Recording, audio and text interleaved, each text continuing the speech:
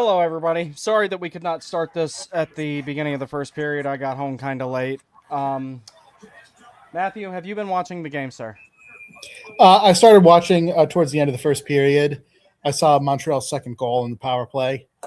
Um, Uh, I saw the replay of the first goal. mm-hmm, Looked a little kicky to me. Uh, I was getting some conflicting information as to whether or not it was league reviewed.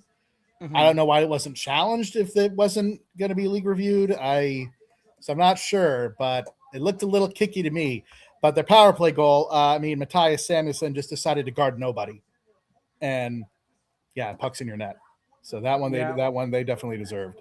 I mean, if this holds, the series is going to go how we said it was going to, just maybe not in the order we expected it to. I mean, yeah, kicks can't be challenged. Of course, what kicks can't be challenged? Can I'm kicks pretty not sure be they can. challenged? I thought they could. I thought you can challenge for any kind of. You can challenge for batted in, hand pass, missed Yeah, stoppage. miss stoppage was the newest one that they added, if I remember correctly. Yeah, well, penalty on Montreal. Ooh, Buffalo guys hurt. 17-20 is where I'm at. I just whistled it dead. Yes, that can be challenged.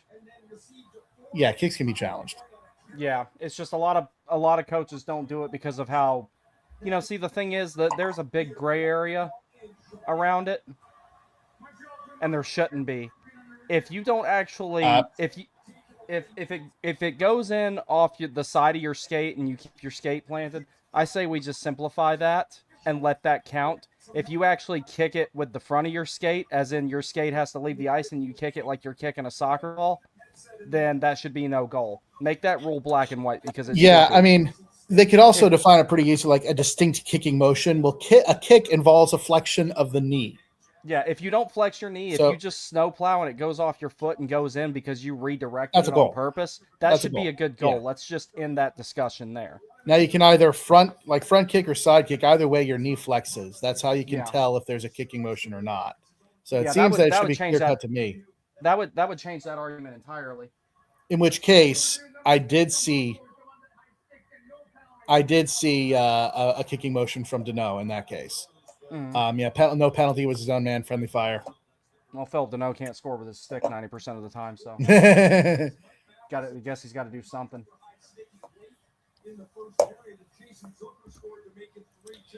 Yep. So no power play Buffalo for Buffalo. Buffalo's getting the experience right now. Yeah, a little bit. 27 shot Montreal's attempts playing well already. though. Montreal isn't like Buffalo isn't playing badly, but Montreal has looked so much better I know than in Game Montreal's the 6. worst matchup for the Canes, but I can't cheer for Buffalo, especially when they're in their own building. I want them to leave disappointed. I hope that they massacre. I hope their fans massacre each other as they're leaving the building. There was one on my beer league team that said he was going to buy tickets and go up there and everything, and then he was going to go on the Facebook group and buy them or whatever. And I told him, I'm like, don't bother, they won't sell them to you.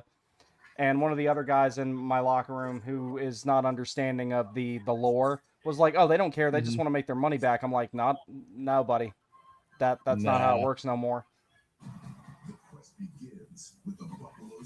Buddy, I fed you already. Go lay down. I'll give you a treat later. So yeah, if this game somehow goes to overtime, I will be moving over to Al's channel. That's fine. I'm. If it goes to overtime, I'll stay for one. Maybe if it goes to more than one, I'm going to bed. I got to work in the morning. I can't be doing that. Yeah, me too. I hope it does. I hope they play till Tuesday morning. I didn't luck into working for with all the fail upwards nepo babies at Barstool or any of that stuff. I actually have to be a functioning member of society as much as I don't want to be after days like today. Yeah. Today was one of those days where every person I dealt with, let's just say they were absolute winners. Just total winners. Yeah, I had a rough day at work too. Well, I mean, I only had one sale. It was a big one though, so I guess I can't complain too much. Yeah, I was leaving the warehouse I work at to make a delivery, and somebody almost T-boned me coming in and then flipped me off, even though they were on my side of the road. And I was like, if this truck didn't have cameras. The other day, I'm taking my son to school, and some guy's out there walking his dog, and he decides to just cross in the middle of the road with me, like going 40 miles an hour or something on this place, and like he didn't even bother to look. and well, I didn't hit him, but I certainly let him know that he was an idiot. Yeah. Put it that way. When I'm out walking my dog, I'm twice as careful. You'd Because- think, right? Yeah, I don't. Yeah, I'm twice as careful about that. Anyway. Yeah.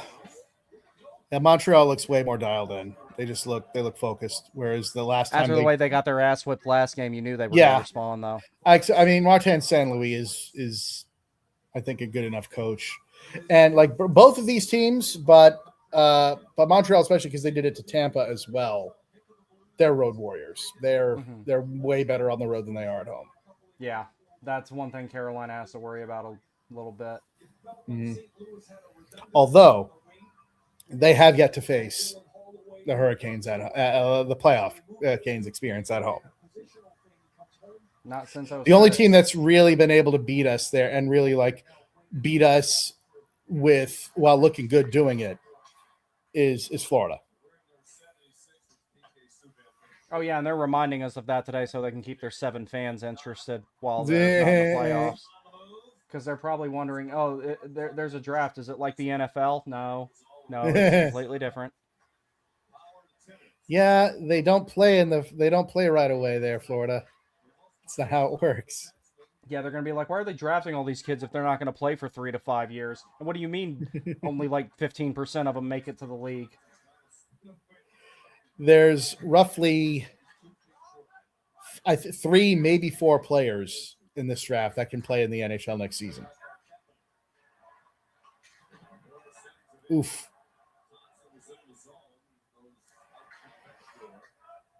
Yeah, it's 15:20 right now on my clock. Where do you have it? 14:59. Here, I'll pause for a second. Okay. Let me know when you're at 14:56.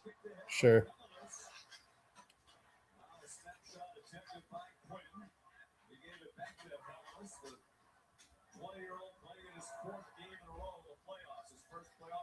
$14.56. 3, 2, 1. Got it. Go. Oh, TTC says the announcers said it had to be reviewed by the league. Okay, that I didn't know. I was under the impression the coach could challenge that because I swear I've seen that before. Well, was it? Actually, it had to be reviewed. Like, was it reviewed by the league? Yeah.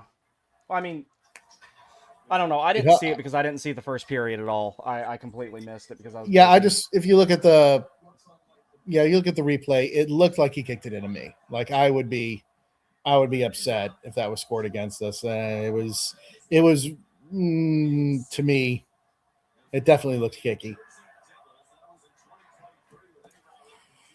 But Montreal's second low goal. IQ cross ice pass that Noah Dobson just made there. I never understood the fascination with this guy. That should have got picked off.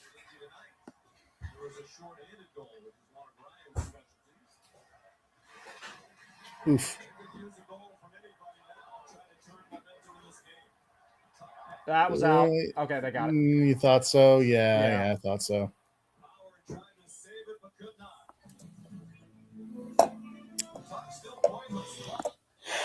Yep. Announcers could have been wrong. It was not reviewed. That's why Buffalo coach was pissed is what they were saying. Okay. Wow. Wasn't even. That is slimy. That's a little sus. That's very, very sus. That is extreme. Like now that we got let's commercial timeout. Take a look at the replay. Like just pull it up on your phone or something. Yeah, it looked very kicky to me. I mean, like it wasn't the most egregious example I've ever seen, but it definitely looked kicky. Let me see this. After the mandatory advertisement from our corporate overlords. The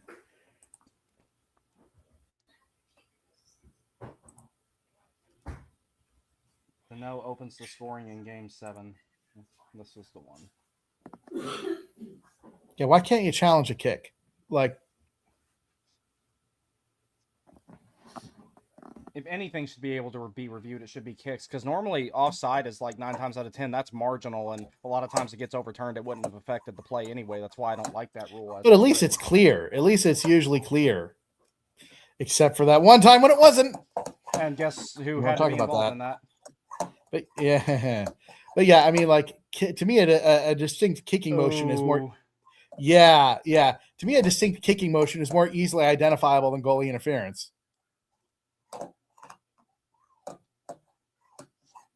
See, his knee flexes there, doesn't it? They're showing the other angle of it right now.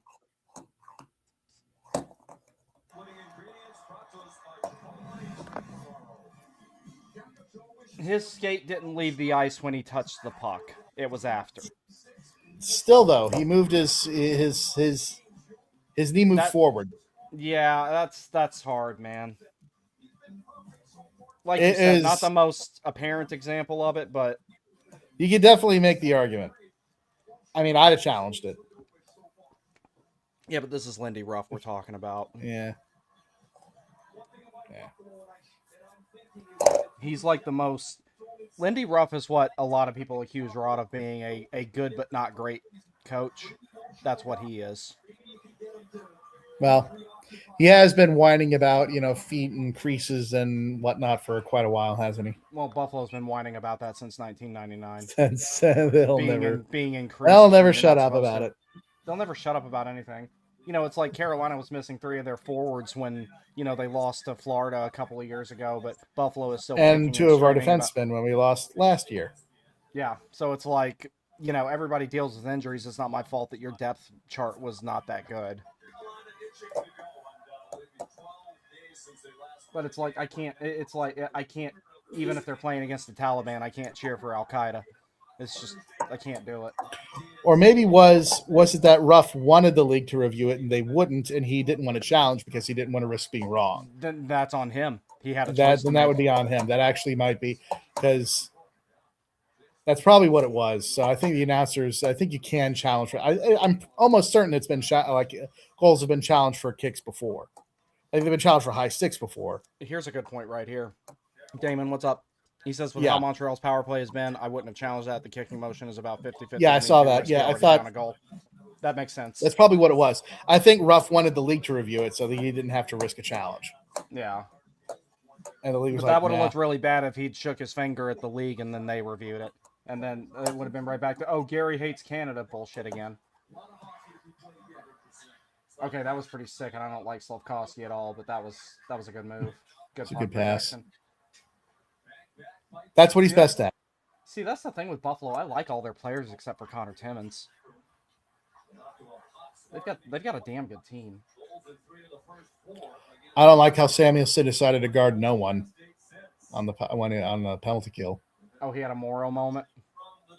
Yeah, you can look at the replay there too. You can see him. He goes to chase behind the net, and he's like a good 2 body lengths away from anybody. Next TV timeout, I'll take a look at it. Yeah. Yeah, take that. Jack Quinn had just a little bit of daylight there. Yeah, off the side of the net. Yeah.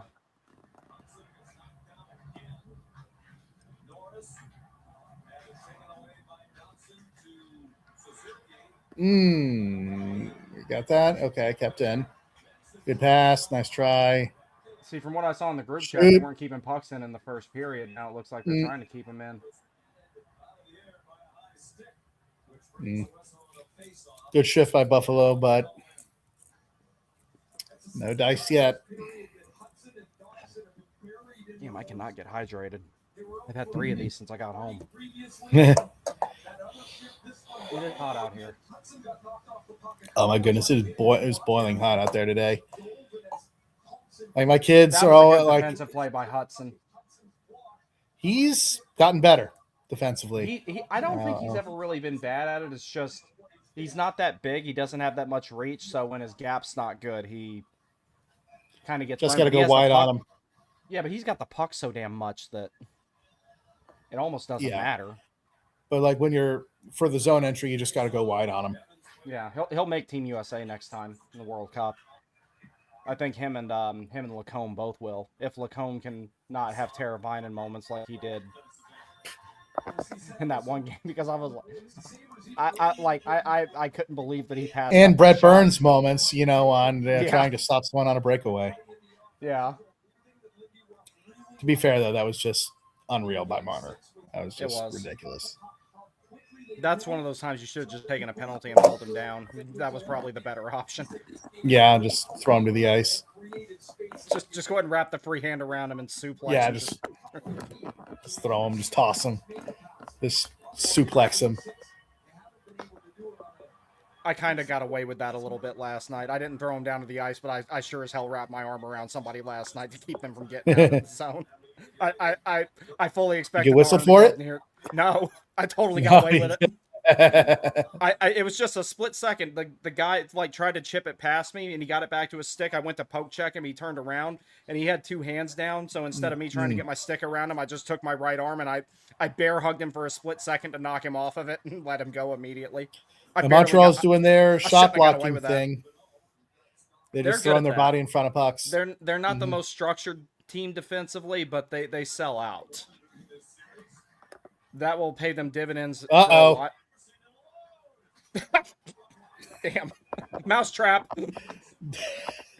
And he's hurt too. That's okay. That's not funny. I didn't know he was that's hurt. not funny. It's a little funny. It's still a little funny. The incident was funny. The result is not funny. Yeah. Actually, I think he just got the wind knocked out of him. Yeah, I think he might have hurt his leg. Might have hurt his knee or something. That's still all his own fault. Yeah. That's complete. Like, he was not bothered or anything. He just shot it wide and just went straight into the net.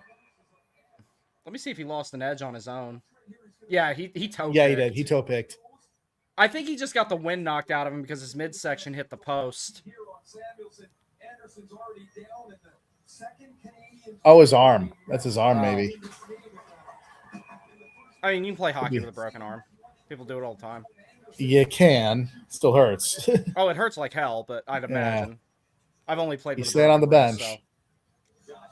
I really thought he just got the wind knocked out of him the way he was doubled over. His arm hit the post.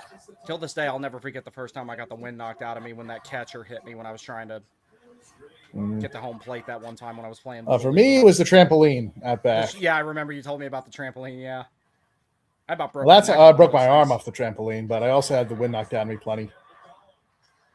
Did anyone has ever had to fall off one?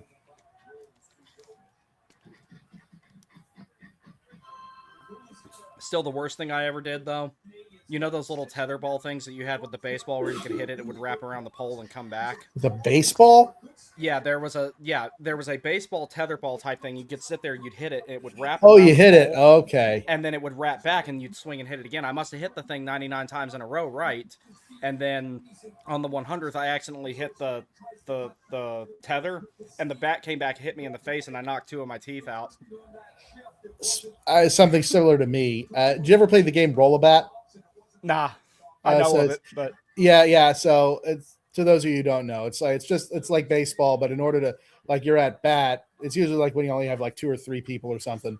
Whenever someone hits it, you go and get the ball and you try to, the batter lays the bat down and you try to throw the ball and roll it back and hit the bat. And if you do, you get to bat next. So I was catcher, right? Because if someone like foul tips it, you can get to there first, and then it's easier to do that, to meet the objective. So my friend, next door neighbor, he's batting, he pops it straight up. I go to catch it, because if you catch it, you also get to bat. And for whatever reason, he got it in his head that he was going to swing again. And he caught me right in the chin. Full swing. I'm surprised he broke nothing. Yeah, I'm surprised my cheekbone didn't get hit get broke that one time I got hit by a pitch. It got me like right here. I wasn't a very good baseball player, so I probably I hung it up as early as I did. I was okay in Little League, and then I had to face some southpaw pitcher who could throw, like, at 12 years old, he could throw like 70 miles an hour. I'm like, screw this. Yeah. See, if I had more opportunity to play hockey, I would have played more when I was a kid. It's like I had to wait until I got out on my own and had my own money before I could start playing as much as I wanted to. But that's something I'm okay at, but not anything special. And after that, I was like, you know what? How about I do swimming? Where Yeah, no then all you have to one's, worry where I about don't have to sharks. deal with, very fast moving projectiles. As long as you Even stay out then, of one the ocean. time, one time I go to the swim. It was our conference finals, and I had something other school function, so I get there late. I don't get a warm up, and it's held at the at this place where the pool is probably like kept at around 70 degrees, which is cold. Like if you're not in it, if you're not used to it, if you don't warm up in it, it is cold. But I couldn't get a warm up, so I go into the start, and if you go in you jump into a cold body of water with no warm up, you can forget how to breathe, you can forget how to move, and that's what happened to me. Ooh. Oh, this one's funny. Huge Caniac, what's up? He says, fractured my ankle back in January, missed a few steps going down outside and still feeling it now. Shit sucks. Yeah, I almost did the same Sorry, thing a man. few months ago because I didn't have any shoes or socks on, but I still had my jeans on. And I stepped on them because I've lost a bunch of weight and my clothes don't fit me anymore. And I stepped on them and I almost slipped forward, and luckily I caught myself. Like, I grabbed the rail with one hand and I put my left foot down and Yep. didn't go any further than that. My Yeah, we tailbone have didn't reached like the me for a age couple of days. where now we get injured. Instead of getting injured playing sports, we get injured doing random crap around the house. Yeah, I'm waiting on the day that I'm waiting on the day that I block a shot and I go, okay, no more of that. Now I'm useless. I had an assist last night though, which that's pretty cool. Nice. Yeah, so I'm point per game, but we've only played one game, so Hey, 1.00 points per game. That's it won't better than a lot of last. pros. It won't last. Wait, was that intentional? Did you pass like you meant it, or is it just Not like really. yeah? I just kind of I kept the puck in, I skated around, and then I tried to put it on net, didn't get it to go the first time, and then I flung it again on the backhand and went off the goalie's pad, and the guy buried the rebound. It wasn't anything. It sure as hell was not some intentional play. I just tried to get it on net, Right. and I hit the post last night. Go fucking figure. Nah, I swear I do that it's a more miss. often than I At the end of the miss. day, it's a miss. Yeah, I hit the post more than anybody I know. It's annoying. And the other time I broke my arm was during a legendary hide and seek when I was in 8th grade with my cousin. It was hide and seek tag, so when I found her, I had to chase her. And I had the idea that there was this mulch pile. And I figured if I run on top of it and jump off, I can get her. And I got her. And then I landed on my arm. Oof. And went to the hospital. But I got her. I remember when my teeth got knocked out. There was a friend of mine that was in the Navy with me. Good We were on the pass. same ship, and he came into the room where I was getting worked on, and they're like sewing my face up and everything, and I'm totally fucked up, like half my lips hanging off and shit. Like I got messed up really bad. Ooh, I thought that went in for a second. And he comes in there, and his first words to me were not, "Hey, are you okay?" or anything like that. He says, "Hey, bro, you kind of look like Two-Face from Batman, but instead of it being like this, it's like this." And I was like, and he made me start laughing. I was like, "Ow, fuck." Is that going to be a shot? Yeah, good save. No, I don't Yeah, think Byron that one got passed hurt. up a shot in between the circles. Stone didn't. Ooh, Dovish flashing the leather. And Dobish looks way dialed in too. Connor Timmons, you have a job to do. Yep. McLeod, I know what McLeod wanted to do there because Power was. Yeah. That McLeod was turned the going wrong wide way. anyway. That was going wide anyway. The tuck shot. Yeah, it was. Yeah, it was. Yeah, not much, not very wide. He might have even caught the outside of the post, but it was going wide. Yeah, well, yeah, definitely want to slow that down. Buffalo had a lot of zone time there, a lot of pressure.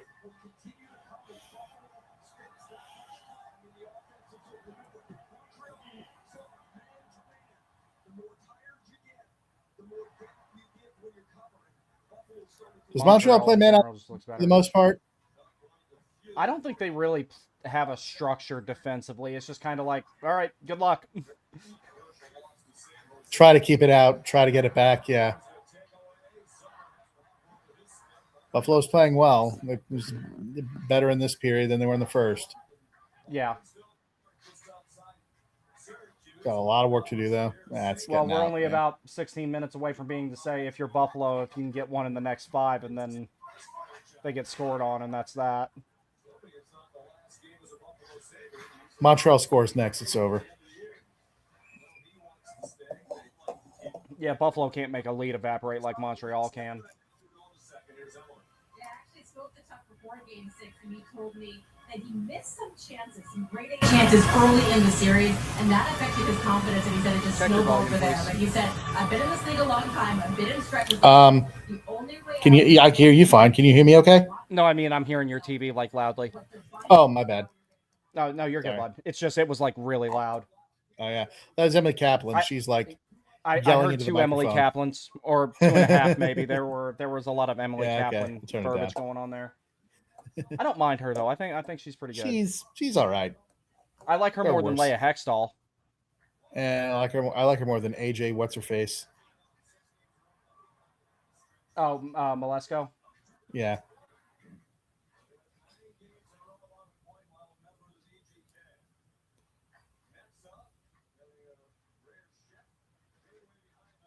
Just go to the house. Yeah. Yeah. See, like Montreal, when they don't defend well, but they do defend hard. Yeah. No, they'll sell out to block shots and stuff. It's just not like the regimented structure that Carolina defends with.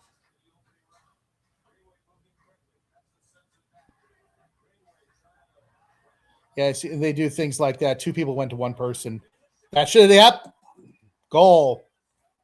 Samuelson made up a little bit for his There was mistake such earlier. a screen there. If he did not score on that, I don't know what to Yeah, tell you, there because was lots of there's traffic. no way Dobish Dobish never saw saw that at all. He saw nothing. He didn't move. All right, Buffalo. Okay, making so it a Al game. Qaeda scores 2-1. Yeah. Al Qaeda scores 2-1 Taliban lead.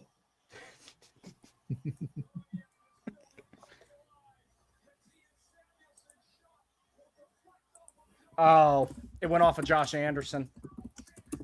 Oh, really? Yeah. Yeah. He Well, never moved it's anyway. Though. still- He never saw that. Yeah, and who is it? Like Montreal, like they'd actually made the same mistake Samuelson did on the penalty kill earlier, where 2 people went after 1 person, Mm-hmm. chased behind the net. So that's something Carolina will not do. No. They'll just close you off at the goal line and stop you from like being able to pop out in front of the net. Mm.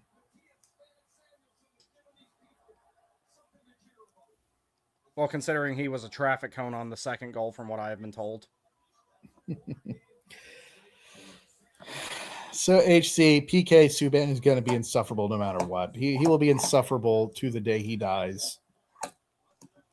Yeah, it's like he's already saying Montreal beat Carolina, and Montreal hadn't even advanced yet. And he'd say Buffalo would win too. Oh yeah, We know this.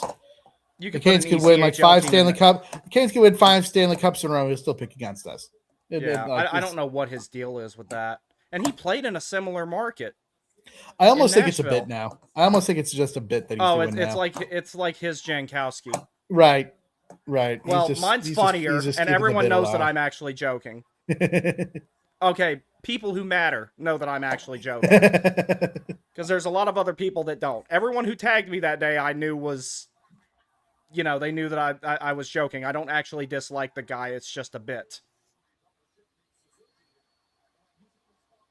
And if you think that's bad, what I'm going to do to Slavkovsky in the next round, if Montreal advances. Oh, good pass. Ooh, Buffalo ain't going away. wow. Yeah, they should have had. I don't know why that's not in the net. That was. Did Dobish get it? Did Dobish get that one, or did he just miss? Looked like he missed. Yeah, I think he did. That might have been offside, but they play on. Buffalo's buzzing. They're really pushing. Montreal's got to settle down if they want to hold on. Yeah, see, that's the problem when you don't have very structured defense. because like the puck hunger is there, the ability to sell out and block shots is there, but the positioning and having the sticks in the lane and stuff like that with Montreal isn't. Like, I don't know, like, what's the instinct there? Is it just inexperience or just like something the players got to learn? But he chased behind the net and got burned. I think it's a little bit of both, but it's also like Montreal is all about what you do once you have the puck, not so much what you do without When it. you don't. Yeah. So it's like, that's not to say that they don't care about it. It's just they prioritize different things than a team like Carolina does. Okay, so Whereas- explain this to me. You're the defenseman. Mhm. So when is the assignment, is that like preloaded where, ooh, that should have been a penalty on Montreal. That probably should have been a penalty. Yeah. Is it preloaded your defensive assignment? Like who's got the net front, who? Caulfield. Good save, UPL.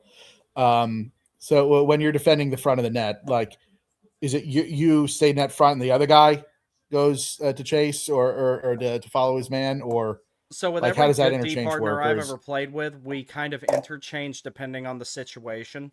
Mhm. You know, it's like there's a lot of like communication with your D partner, but a lot of times it's also like once you kind of get to know each other, you don't have to talk. Like, you know, if I'm playing with Mhm. someone I already know, there's times where I know that they're gonna step up and I'm the one who backs off, or I know that they'll yell, "I've got it," when they're going into a corner, and then I'll go straight to the front of the net, or I'll cover an open Yeah. man. It just kind of depends on what's going on. Me personally, I'm a big fan of just trying to kill the play at the blue line, so like I'll get a little risky to do that, because if nothing else, I force them to dump it in, and that's kind Right. of the end of that chance anyway. But as far as these guys go and everything like that, I would imagine that it's mostly chemistry first, communication second. So Mhm. it's kind of like, if I know that my D partner is going into the corner after I step up at the blue line, I typically beeline it to the front of the net. Especially if it's anything like beer leagues are. Beer leagues are, you're going to face 15 odd man rushes a game. In the NHL, not so much, because it's, you know, it's structured.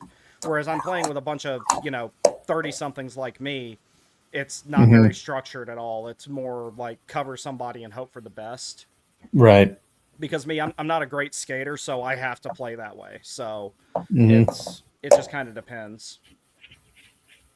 But more than anything, it's more about like knowing your D partner and having a understanding of their tendencies. That's why I like playing with a super offensively minded one, because when I play with another guy who's as defensively minded as I am, we're running over each other a lot of times. Yeah. Whereas Running I'd into rather each him other, just- right? I'd rather him just step up and eliminate one guy, so I only have to shut down one or two. Because one-on-ones, I almost never get beat.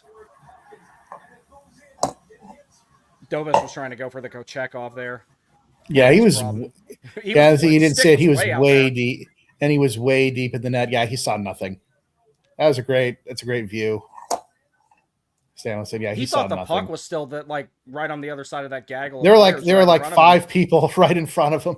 Yeah, nobody stopped. If he'd stopped that, it would have been pure luck. He didn't even know what was going on. I mean, that happened really fast, so. Mm. Okay, they changed the goal. It's They Greenway. gave it to Greenway. Yeah. All right. You're welcome, Smokey. Smokey, thank you. We appreciate it. I do these when I don't have time to do other stuff normally. So like, and then this is also like relevant to the Canes right now, because I mean, I've been taking notes this entire series and the last round, but at this point, there's nothing I can write down that I haven't already wrote down, basically, especially Yeah. when it comes to Montreal. I've been talking about them since January. But if this score holds, I will not be attending an Eastern Conference Finals game.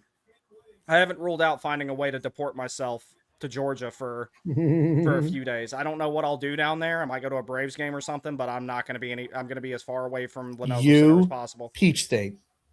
Yeah, I will go. Like, if y'all want to donate a bunch of stuff to my Buy Me a Coffee, so I go to a Braves game and just not, so I can just go there and enjoy myself. Who would they be playing then anyway? Probably the mean, not- Mets. Yeah. And they'll probably beat the Mets. Well, I mean, because they're the beating Mets everybody are right now. sad. That's true. The Braves are beating everybody right now. The Braves I don't know are if a that'll good last team. come. I've been to the that'll Atlanta last. Aquarium. Atlanta Aquarium is fun. Is good. Oh, I want to do that If and go to Coca-Cola Land. I would do that. Coca. I went there too. Mhm. Coca-Cola Land was a little underwhelming. Oh, really? You can still go if you want. I'm not gonna say you can't go. And they I mean, had I'm every already going to kind be of at the Coke aquarium. there. I might as well. Yeah. That's what me and my Okay, wife we did. I'm sitting a here road talking trip. about how great the Braves are. And guess what? Guess how bad they're losing to the Miami Marlins right now. That's just one game, probably. But 12 what to is it? nothing. Yeah, it's 12 just to one nothing in game. the bottom of the seventh. Yeah, well, Oh, we probably man, got that a score about position made me player throw in up. pitching now. Yeah, doing the lofty balls and everything. I got to Yeah. see that in person one time in Washington when they were playing the Nationals, and it was hilarious. That is always like that's best baseball right there. It's It just is. it's like lol. Here you go. Oh, bouncing puck.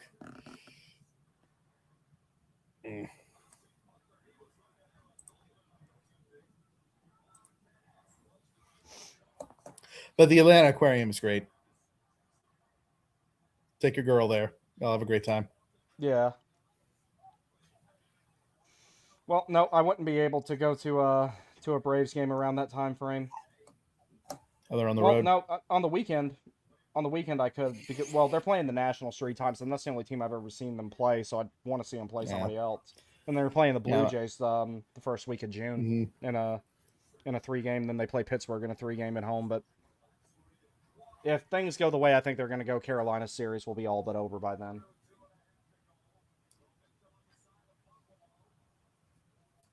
It's just back off Yeah. the 1-2-2, and Carolina would win. I legitimately believe that. I think so too. I really hope that Rod doesn't wait too long to do that. Huge, it's in the Huge Caniac. It's in the it should be in the description. If it's not, let me know. I'll type it up in the comments here. It's pretty much always there. That and the link to the store are usually both in there.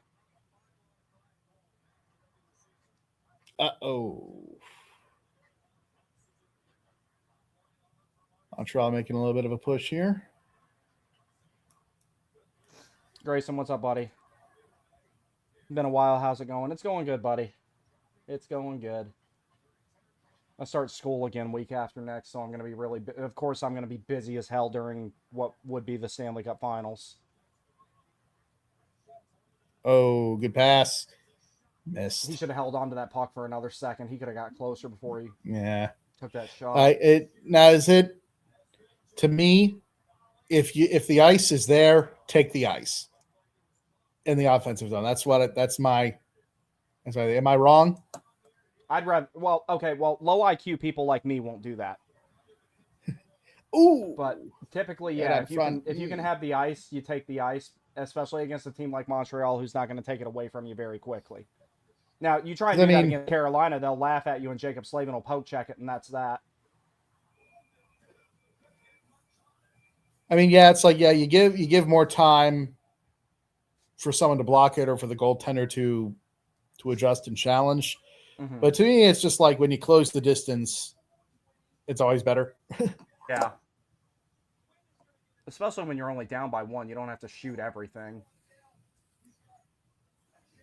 Great pass by Quinn, though. Even more impressive. Just rolled on him. Yeah. He could have settled. Quinn's gotten a lot better. Like when he was drafted, was that the same? Was that the 2018 draft when? No, that was Middlestat. Mm-hmm. Who's no longer with them. Right. I did hear that Buffalo, their plan, I think they drafted 8th overall, and we drafted Marty Necas at 12, right? Or 12 or something like that. And their plan originally was to draft Necas at 8th. It was changed at the last second to Middlestat. Oh, it's in the crease. Was that Hudson that left his feet right there in front of Dovish to block that? Did the goalie cover that? Or was that covered by someone else? Dovish covered it. Are you sure? I saw he reached in at it. I don't like. If he didn't, he did a damn good job of making it look like he did. I think that he might have just did that on purpose to make it look like he covered it. Oh, what a save. Oh, no, my goodness. It was Alex Carrier that left his feet there. All I saw was a 4 in that bevy of humanity. What a save, though, by Dobish right there. Oh, he's been deep in his net a lot tonight. Yeah, but that was a pure reaction there. Yeah, he dived on that. Carrier, I don't know. Carrier was kind of on top of that, and he just stuck his Well, he hand didn't cover underneath it with him. his hand though, so It doesn't matter, right? If you're on top of the puck in the crease, yeah. I guess they Right. gave it to him. They gave him the benefit of the doubt. I don't know. That was close. Typically, they don't call it unless you cover it with intent, primarily, like with your hand. Mm. Like the time I saw Jacob Slavin do that, he didn't use his hand. He just laid on his side and did it so that he wouldn't get the penalty for it, because that's a penalty shot if they It's a call penalty that, shot. so. Yeah, it's how Kuzi got his playoff goal in her penalty shot goal. Yeah, and then was rewarded by being scratched for Maxime Comtois in the next round. Mm-hmm. That's offside. That's offside. That looked offside. Yeah, the Buffalo is way offside. This is not going to count if they get anything. Time runs out anyway. Yeah. All right, I got to hit the can. I'll be right back. Alrighty, I'll go through some comments while you're doing that. All right, let's see what we got here. Matthew will be back with us momentarily. Dobish looking strong right now. Yeah, no, he looks good. TTC says, we'll be at game 2, first playoff game. I'll make it to since the Islander series in 24. Blake Jersey will be here by then. Stoked. Awesome, bud. I hope you have a fun time. Kirby says, kicks can't be challenged from what I... yeah, we already talked about that a whole lot. Damon, what's up, buddy? Yeah, we talked about that.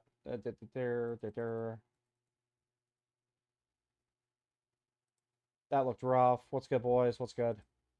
Talking about the ankle again. I heard pop, and I knew. Yeah.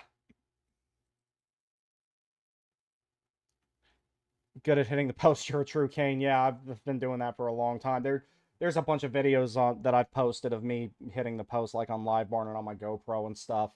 Shutout incoming. Yep, I see what you did there. I remember getting the wind knocked out of me in football. I can only imagine on ice. It's hard to breathe anyways. I imagine everything hurts in the cold.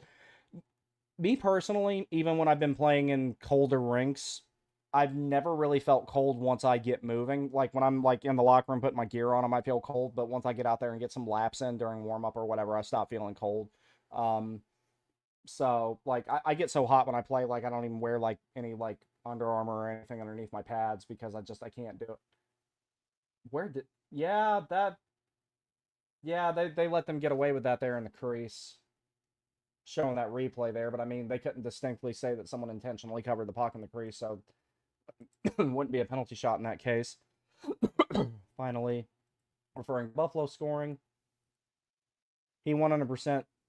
It's for clicks and views. Yeah, the PK Subban thing. That's all it is. PK ain't hate us because he ain't us. Yeah, it's that's the problem with a lot of sports media now. And Matthew and I were talking about this on the last stream. It's not about the quality of what you do. It's how many people you can get to talk about what you're saying, which I try to not be like that. Do I change my opinions on things when presented with new evidence? Yes. Do I revise things that I'm wrong about? Yes. Do I admit things that I'm wrong about? Most of the time, yes. A lot of those guys, they put out one thing and then they'll say something completely different within 24 hours just because that's the best way to get the most engagement. It's very disingenuous, but it's like that's one of the things with sports media. That's one of the things why, like, I'm glad that it's going the way of independent media. And then, you know, people say something like Barstool is independent media. I don't consider that independent anymore. That's corporate. It's gotten too big.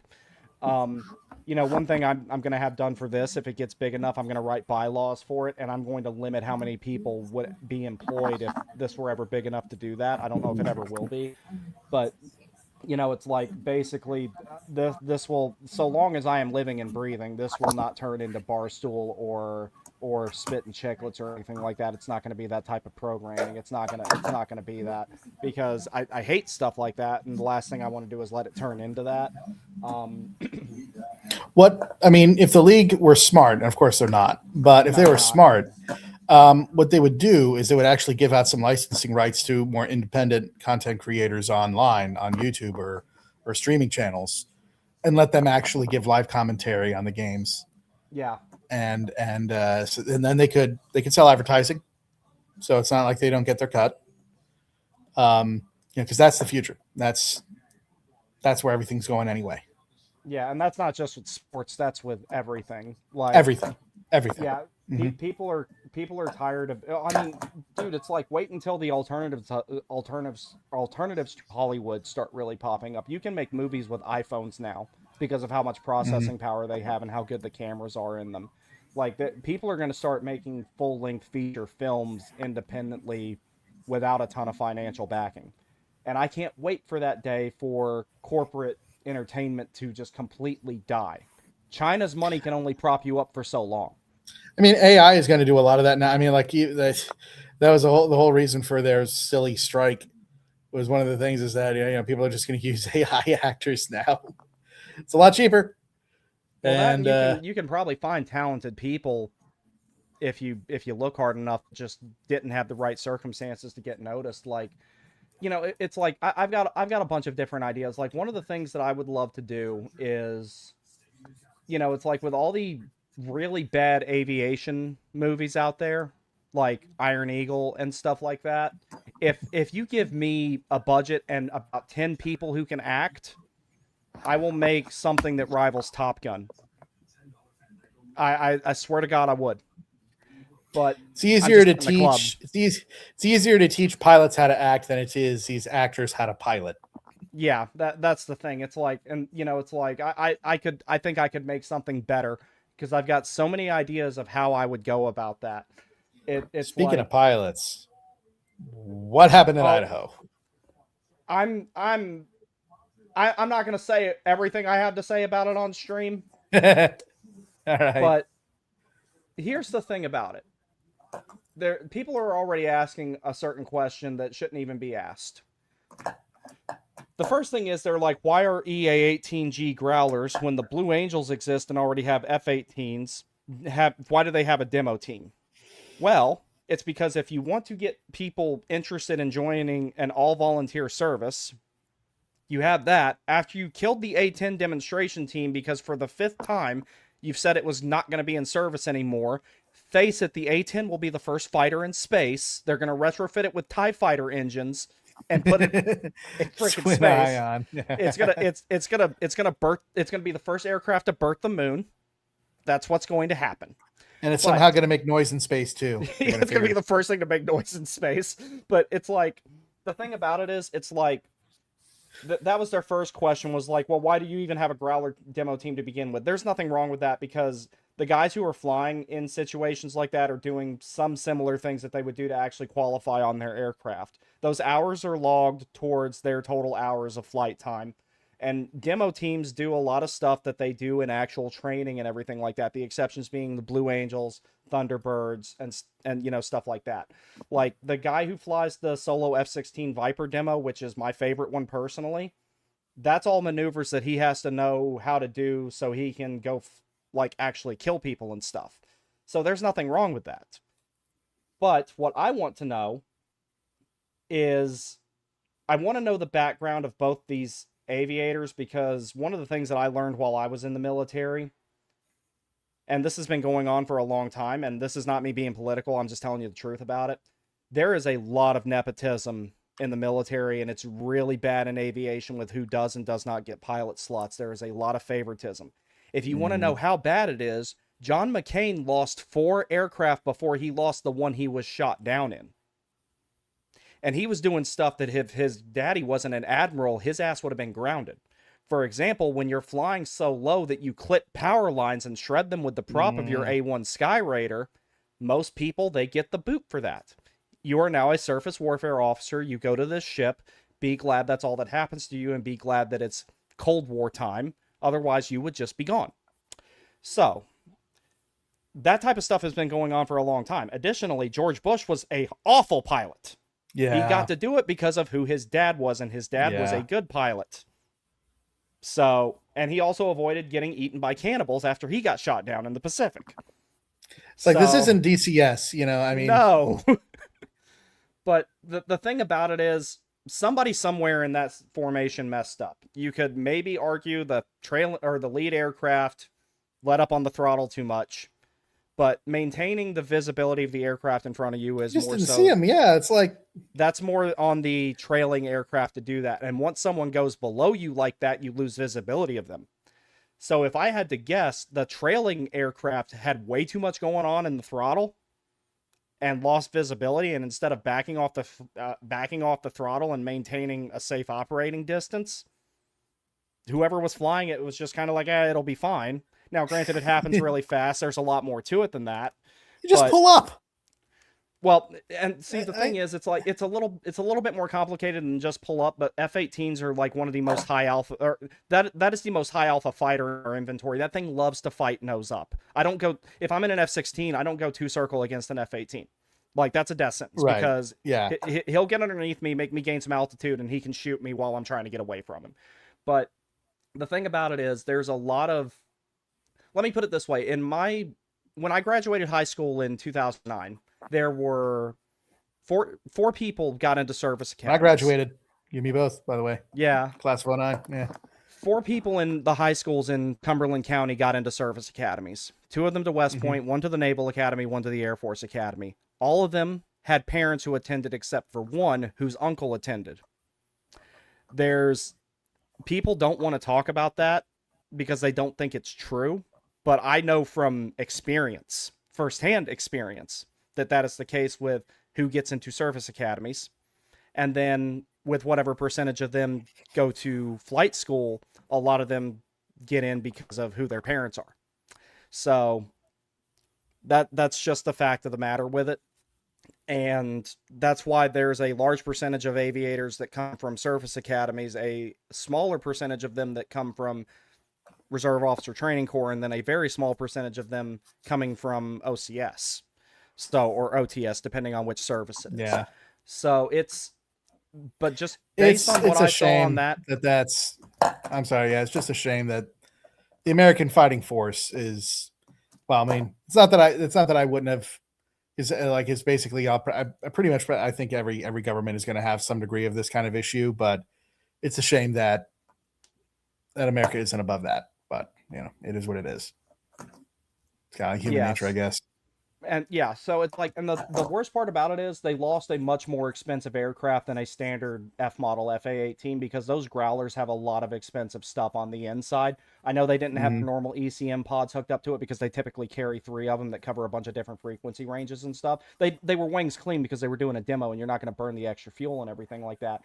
But they take the gun out of those because they put a bunch of electronic warfare stuff in the housing where the gun normally is, Right. and they lost very, very expensive aircraft there. They're not F-35 expensive, but they are expensive. That's like how many millions of dollars just went up in smoke? And there's not that many of them either. I think there's 5 squadrons of Growlers. There's not very many of them. So what's going to happen is either they're going to operate without those, or they're going to pick 2 unlucky FA-18Fs and say, congratulations, you're getting converted. So, and that is very expensive. So you have the money for the 2 aircraft you lost, the remanufacturing costs if you just pull F-18Fs that are already in service, or if you build entirely new ones, because as far as aircraft with electronic warfare standoff capability that are specialized for it, that is the only one in America's inventory right now.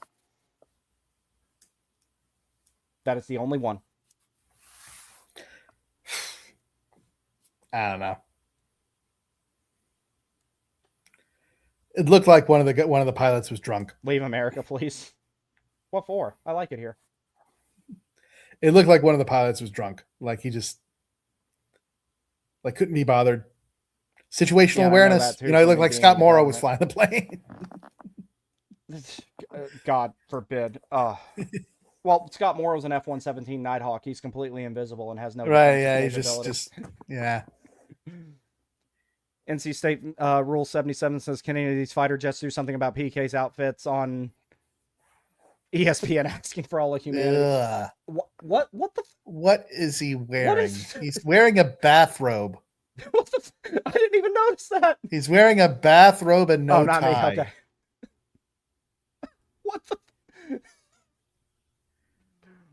I mean, is he trying to look like a 1920s gangster or something? Because it's not working. And then the top buttoned with no tie. I don't get that. I was just wearing a suit the other day because I had a job interview, and I'm just like, whatever happened to just wearing a black suit and having a good shirt and tie combination? I wore a red shirt with a red and black tie the other day. It's like my favorite combination. I have a Canes tie too. So it's like I don't ever wear it because I'm afraid of getting discriminated against for it. You think Buffalo will tie it?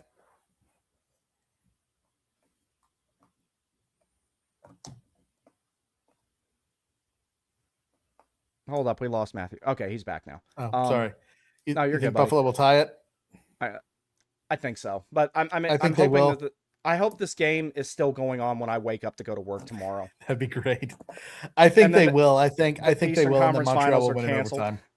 They just cancel the Eastern Conference Finals because the They other just two can't- teams just Because they can't. They just can't. They just can't end. The game won't end. it just keeps going. There was that freaking that bubble when Tampa and Columbus had that 5 OT marathon, and the Canes were supposed to play next, and they had to postpone it because Huge says, "How are remember the that? Sams doing?" Yeah, both Sams are good. Sam Driscoll moved to Minnesota to be with his wife, so he's very happy. Sam Wallace is also doing good. I talk to those guys nearly every day, so them, Griff, and yeah, like him and all them. Andrew. Him and Andrew do a good job on that. Yeah. they're worth checking out. Andrew's a good co-host with him. Yeah, I have yet to meet Andrew, but I'm looking forward to meeting him. I like him Yeah, too. I'd like to meet him as well.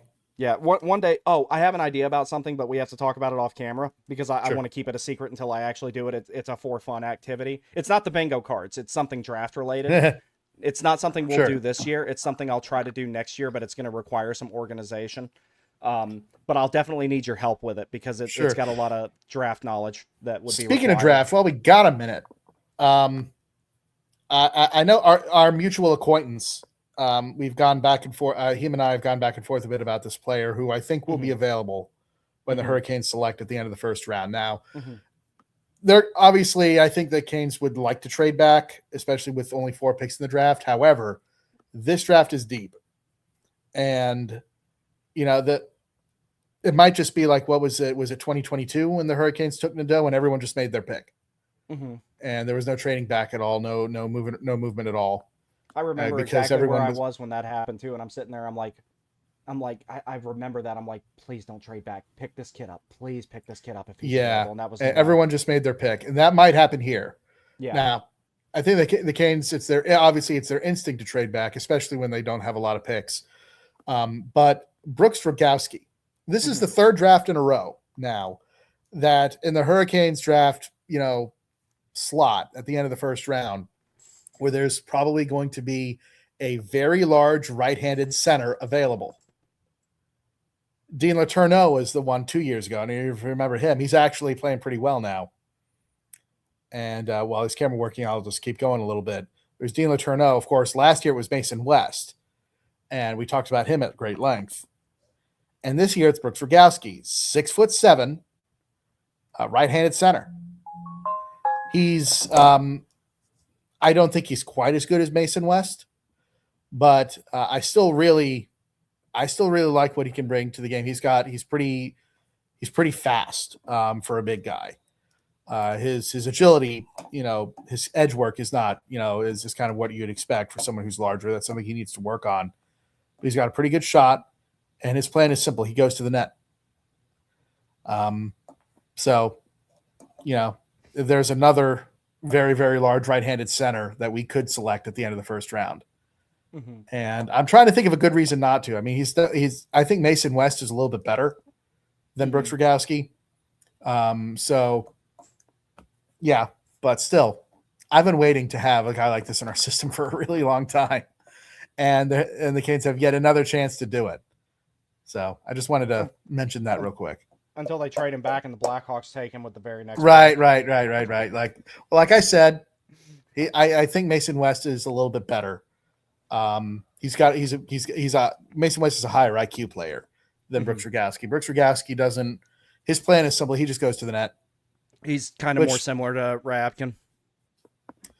Yeah. Well, no, Ryabkin's a lot more physical. One of the knocks against Rogowski is that he doesn't use his body well enough.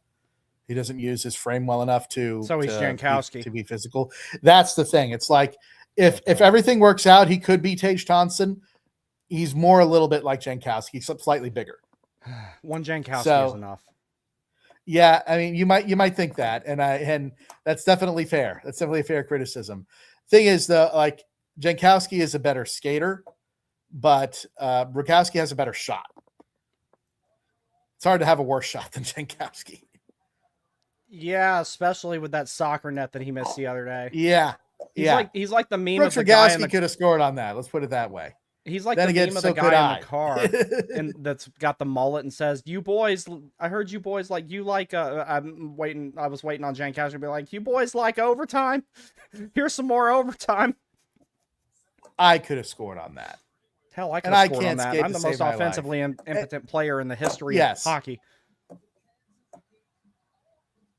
Like I don't ask, like I said, I don't ask much from the professional athletes that I cheer for. I just ask you that you at least be better than me.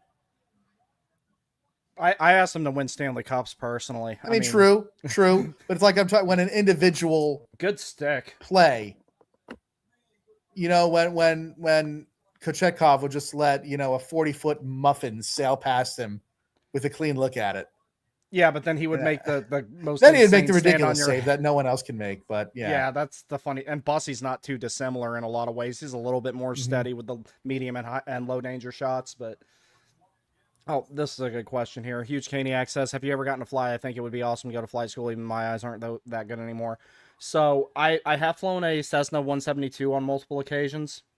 I didn't bother pursuing a PPL or anything like that because with me having the color vision deficiency I have, I wouldn't be allowed to fly solo IFR, so I couldn't fly in anything other than perfect weather conditions, and I couldn't fly at night, and flying at night is incredible, especially if you're over a area with a lot of cultural lighting.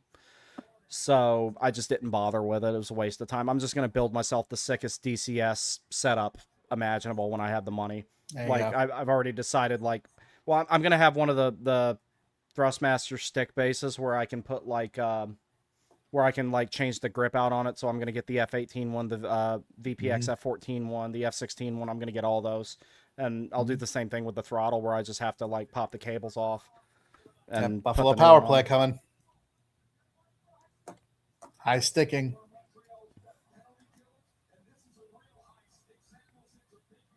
And Tage lost the face off. And right out. You're ahead of me now. Oh. 18-16, tell me when. Okay.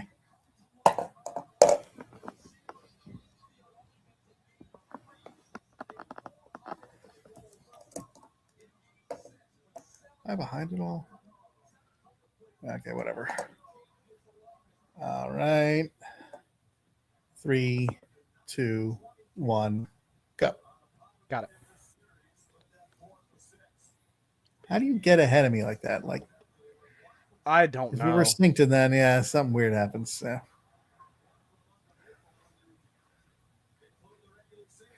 Isolate Quinn. Gotta let him take the shot. See, There you Buffalo's go. power play just doesn't move Ooh. around like Buffalo's power play just doesn't move around like Montreal's does. It looks stationary in comparison to Montreal's, and they're moving their feet. They did exactly what I said, though. At least, yeah, isolate Quinn and let him shoot.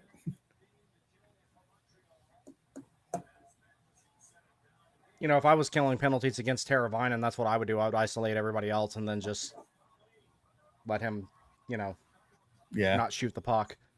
Good entry by Dahlin. Darlene's really good at that. He's He really is. good at entries. Well, he's got all that frame, and he's got good hands too, so he's good at protecting the puck and pulling it away from his body.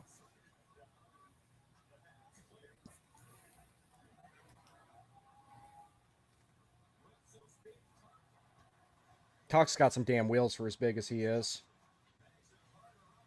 You should have held on to that. Should have held on to that, though. That was a bad decision. Yeah, they ain't scoring on this power play.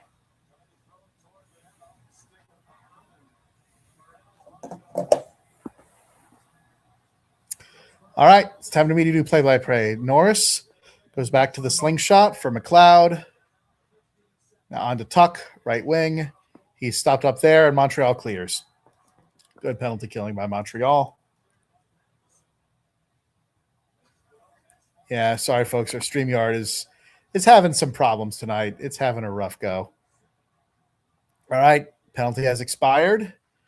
Ooh, great quick hitter by Buffalo. The save made by Dobesh. It's Krebs with it behind the net. Malenstein working in the corner. Off to Krebs. Now both Krebs and Malenstein are in a scrum along behind the net. He's going to the point. Can't keep it in. Byram has to retreat. He passes his up. Buffalo tags up. Power. Off-wing pass. Flipped on net. Dobesh saves it. Now Power has it again. Or Greenway. Buffalo being kept to the outside. It's a little wiped in again. Now Montreal takes control and they get it out to center ice. And now all the way down, this is icing.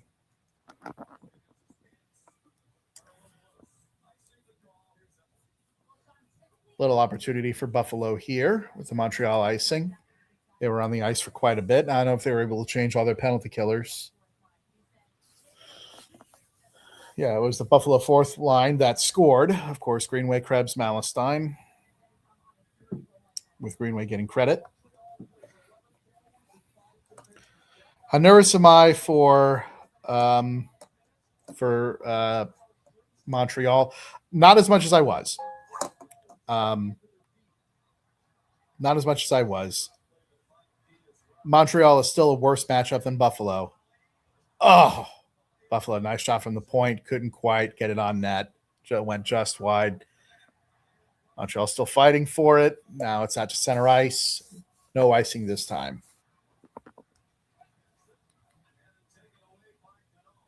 Brennan is working on coming back. And now Montreal with it in their own end. Moving it up. Right wing is interrupted. Puck goes behind the Montreal net. They are in kind of survival mode here. They're letting Buffalo basically do what they want. Montreal forced to retreat back to their own net again. This time Hudson cannot get out of the zone, but now his partner will be able to take it out. Matheson off left wing for Newhook. A shot wide of UPL. Montreal holds the zone. Good pass again. And they opt to pass it while they're in the circle. Shot wide. Matheson shoots. UPL stops it. Retrieved by Montreal. It's Suzuki. Demidov attempts to center, but only Buffalo is there. And now Buffalo's trying to bring it up 3-on-2 or 4-on-3. They hit the trailer. Shot by Byram. Goes just wide. Caught the glass. Try to get another good pass. Another good pass to Byram. Oh, and it's blocked. He gets it back there. Snapshot right on. Oh, goodness. Oh, my goodness. Dobesh is run over. And he is hurt. Dobesh is not looking good. Okay, he looks okay, actually. But he is definitely upset. He is looking for a call. He got kind of run into. I'll have to see a replay if he was pushed in or not, but Dobesh is very unhappy. He was collided with. Oh, Matheson, his shot went off the post, and the puck was bouncing in the crease. And then, oh dear, yeah. Who is that for Buffalo? Who's number 17 for Buffalo? That's Zucker. Zucker just kind of Cronwalled Dobesh. He gave him a nice little, butt check to the face. Yeah, that should have been a penalty. That should absolutely have been a penalty on Zucker. Dobesh absolutely has a legitimate gripe there. That was some good action, though. Montreal looked very dangerous. Obviously, Matheson hit the crossbar. And that was also insane there. The couple of shots that were passed up on in between the circles. I hate it when someone does that. I hate it when the Canes do it. I mean, I like it when the Canes' opponents does it because it's never better. It is never better to pass up a shot between the circles. Never. That is never the right move. In my humble opinion, that is never the right move. Tell me what you think, though. But yeah, I'm not as nervous as I was about Montreal after seeing their debacle in Game 6. Like, they can be sloppy. And frankly, they're letting Buffalo in the second period and now in the third period, they're letting Buffalo kind of do whatever Buffalo wants to do. And they're kind of just hanging on. I mean, they're like I said, they've got the effort defensively, but they don't have the structure or the awareness. They'll throw themselves in front of the puck and hope Dobish, and then hope Dobish makes a save. And that can work. It worked against Tampa. It worked against the Canes in the regular season, but it is still quite risky. And against a better structured team, as long as Carolina is willing to ensure that Montreal's speed won't beat them, I think Montreal is going to have trouble keeping the Hurricanes off the board, wave after wave of pressure.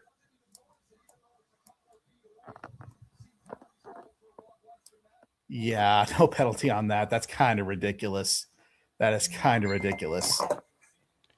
I cannot wait till we upgrade our internet in a couple of weeks. I'm so sick of this garbage. I don't know if you could hear it. I was doing play-by-play for a little bit. Boy, did Zucker leveled Dobesh. Like in a should have been a penalty way, or Yes, absolutely should have been a penalty.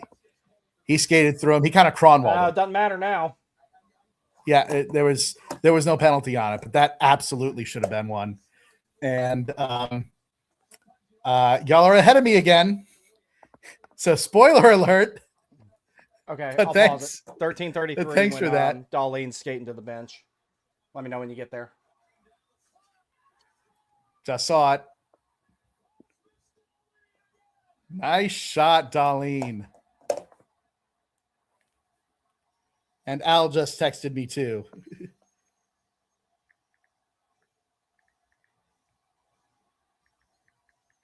Are you there yet? Yeah. Sorry, I got there a couple seconds ago. How did he score? That was a sharp angle, pretty too, from Power to Darlene. Oh, nice shot. Golly, Darlene's so good. Darlene is good, man. Like, Wow. oof. What Yeah. a release. Sharp angle Like, yeah, it was a sharp On angle. the tougher- the biggest on the reason tougher he- side too, on his natural side. That is not The an easy biggest- shot. It's not, but the same time, the biggest reason he scored was because he jumped in at the right moment, and Dobish didn't have time to push over to the other post and seal Yeah. it. That was less about shot selection and more about off puck route there. The way he handled that, and he did it. Yeah, with and enough I speed said- where if he needed to get back, he'd be able to. Yeah, and I said that Montreal was living dangerously. Montreal was living very dangerously. They didn't play well in the second. They haven't really played well here. Where Matheson did hit the crossbar just a few minutes ago. And there goes Slav. He takes the shot. Did that hit the crossbar too?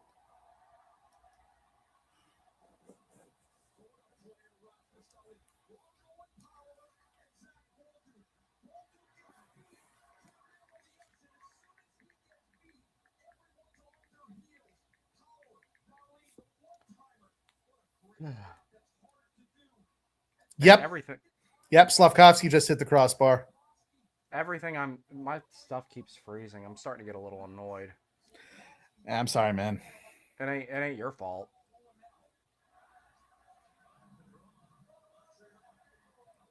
Yeah, Montreal got their lead. See, the thing is, Montreal can't park the bus.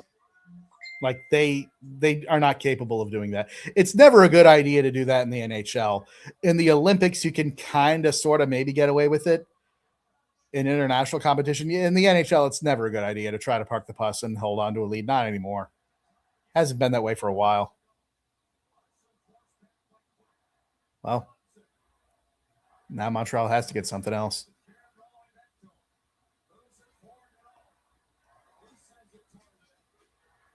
All right, doing play-by-play again. Helenus with a great move and a shot and a save by Dobesh. Ooh, that had a man. Buffalo had a man breaking, couldn't get into it. But now Montreal's carrying it out. They bounce it in on UPL, and UPL's just going to freeze it.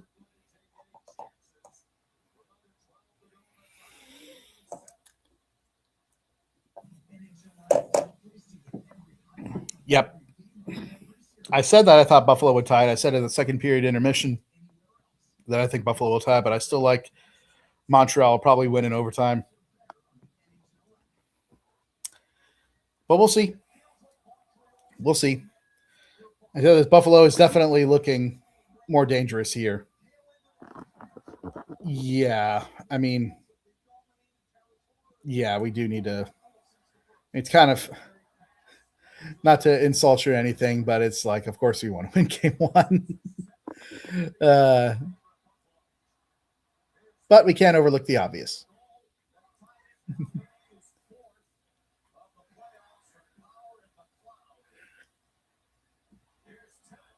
Thing is that both of these teams are much better on the road than at home. Oh, that's a penalty. Are they calling it? They are not, but that should have been a penalty on Montreal. Montreal is again in survival mode.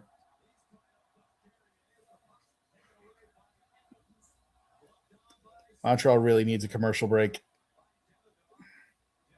Yeah, refs are letting things go. It's game 7 and it's tied.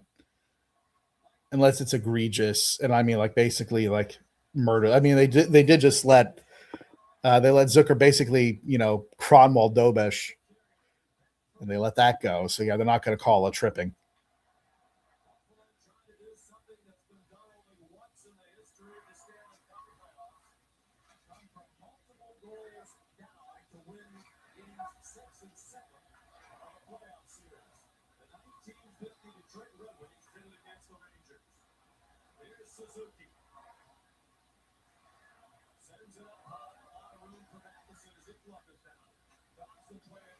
Montreal working it down low. Oh, it rolls in on UPL, and he's got it.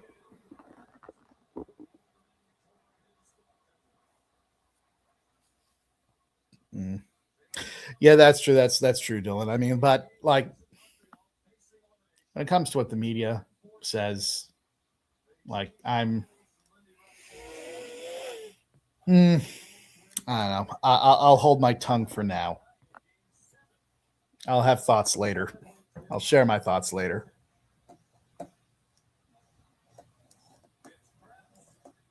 This is the advantage of, like, as Kirby points out, 19-7 Buffalo shots since the first period. That's home ice, and they're using it a little bit to their advantage. They got a bit unlucky, and to start the game, and but they've used the energy. Ooh, no, but it's in the net. Oh no, Buffalo makes it 3-2. Oh, they wave it off. Oh no, they don't. They wave it off. What is going on? Did he blow the whistle? He blew the whistle. Oh my goodness. Wow. Wes McCauley. Right, let's see how long I can stay in here this time. Did you see what happened? Oh my gosh. Ref puck. Oh my goodness. Buffalo just got jobbed hard. My goodness. My goodness. Wow. What did I miss? I don't know if you might just check. It's on a commercial timeout now, but you might check the replay if you can. If my internet will allow me to, because it's really just not digging. I can tell you. A shot squeaked through Dobesh, and Jordan Greenway banged it home, but just a fraction of a second after Wes McCauley blew it dead. Because he did not see that it squeaked through Dobesh. It squeaked through Dobesh, was behind him in the crease, and Wes McCauley blew the whistle. So that is definitely robbed Buffalo of a goal, without a doubt. Yeah, I'll have to go back and see it whenever the internet overlords allow me to do so. I'm getting like AOL dial-up type stuff going on tonight. This is Well, I mean, Buffalo in the playoffs, they love controversy. It seems to follow them. Well, unluckily for them, maybe they're just cursed, which I'm fine with. Yeah, we're fine. We're fine with this. Alrighty. See if we can get Sam in here and actually keep something going for a little bit. Oh, that'd be cool.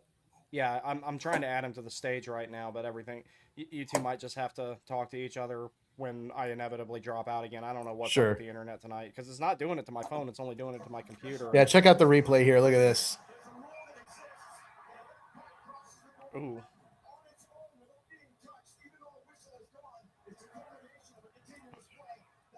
I mean, maybe you could argue that, Dobesh, it did look like he was poked, which jarred the puck loose behind him. But still, that is insane. That is absolutely insane.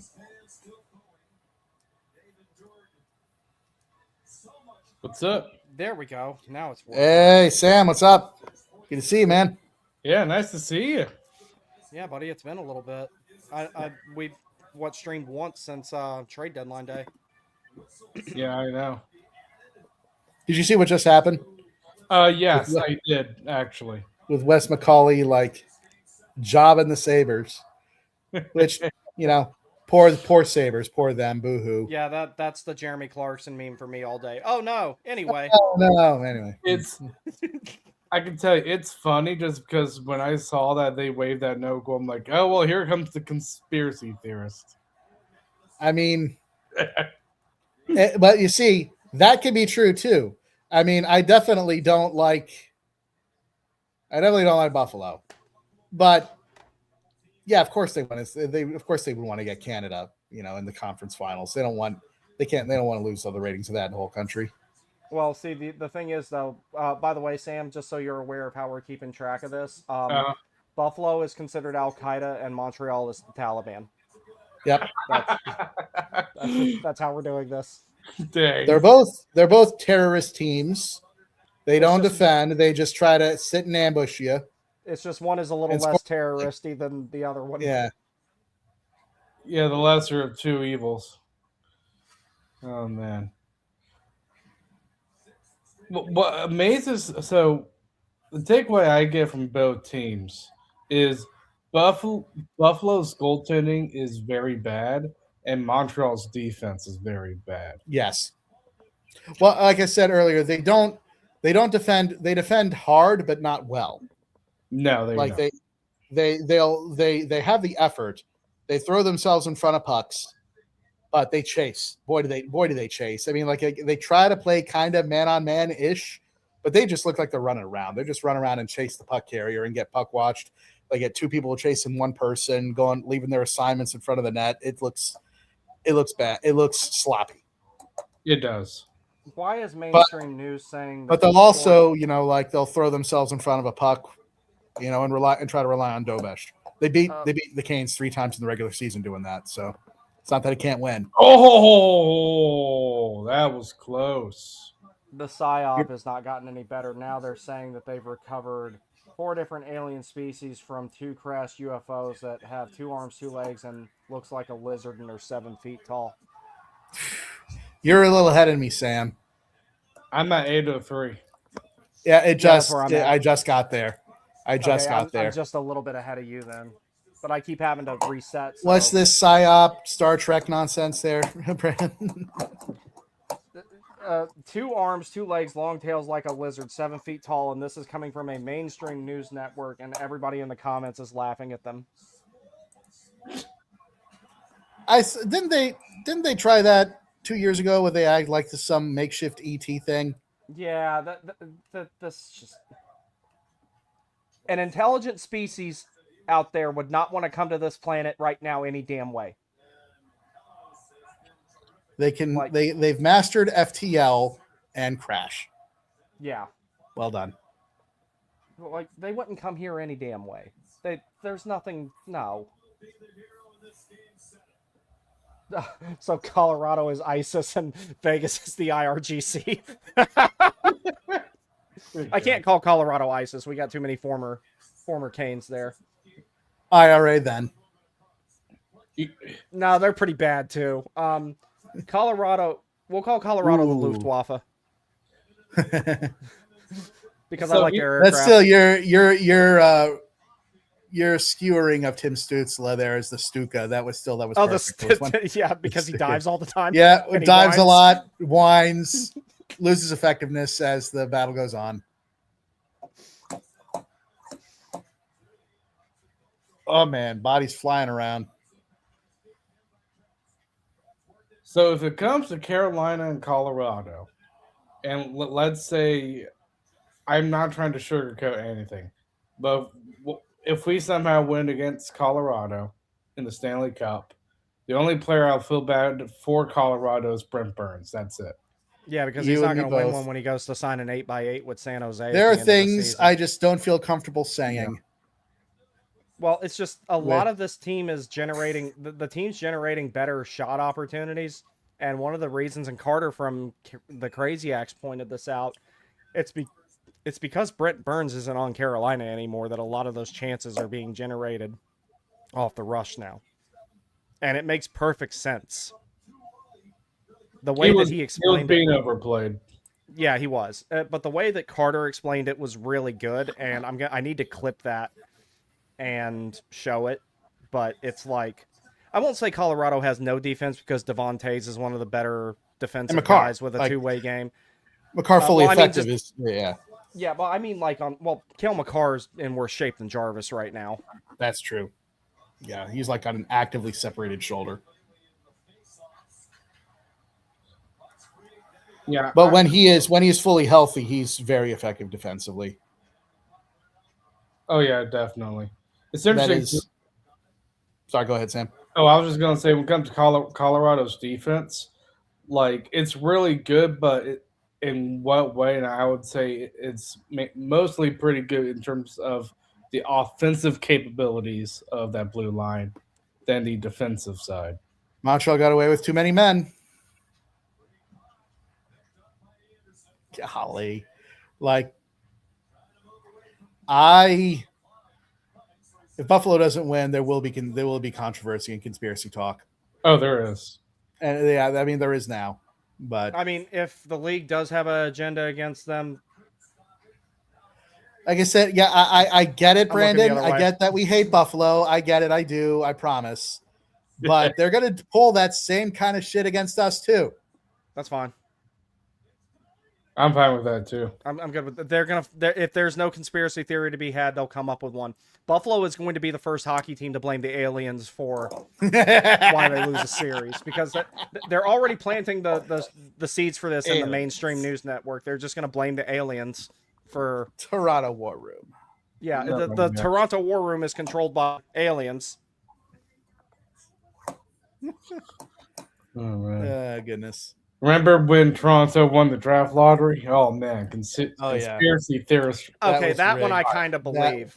That That was one I can- rigged from every six ways. The from draft Sunday. lottery is rigged, and one of the greatest examples of it is Andrei Svechnikov because the Hurricanes could not get a top 3 pick, and then Dundon comes in and buys the team, makes the market start to look like it might be viable, and then Carolina finally gets one of the top 3 picks. Didn't we move up 11 slots? Yes, Yeah, we were supposed to pick 13th. because they kept picking somewhere between like 9th and 15th for years. Yeah. And then magically they move up when someone else buys the team. Now the draft lottery's rigged. That's why it's better to just build with late picks like what Carolina's doing. Then you don't have to work around that. It's rigged. I Who was don't picked care what 14th? anybody says. I don't think it's rigged. I think it's rigged. Well, okay, look at Kirby Doc was supposed to be a great player. And they were trying to revitalize the market in Chicago. That was well before Bedard and everything, but that was when the Kane and Tays and Duncan Keith era and all that was clearly coming to an end. So I'm just see Smokey brings up a good point here. You can't claim to be credible with your draft lottery and have so many commercial cuts. And it might say live on the TV, that doesn't necessarily mean that it's live. Like Baghdad Bob said he was live all the time and all of his stuff was pre-recorded. Not saying that there's a comparison there, but I'm just saying, like, I mean, think I'm that not- has more show business though. yeah, it's MK Ultra is what it is for drafting. So you know who was picked 13th in the 2018 draft? Who?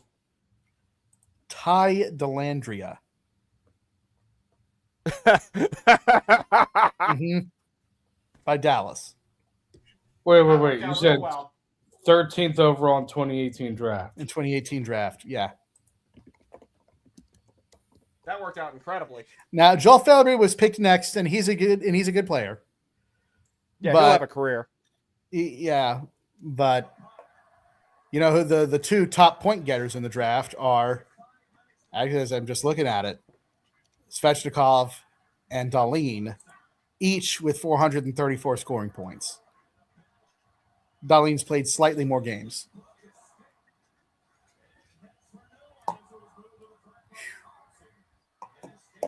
Oh, one of my favorite people is back on X. He had to start a new account.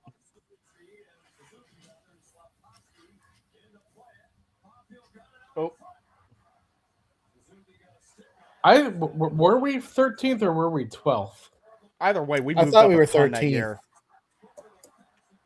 That's another penalty not called. I mean, Montreal's getting away with everything.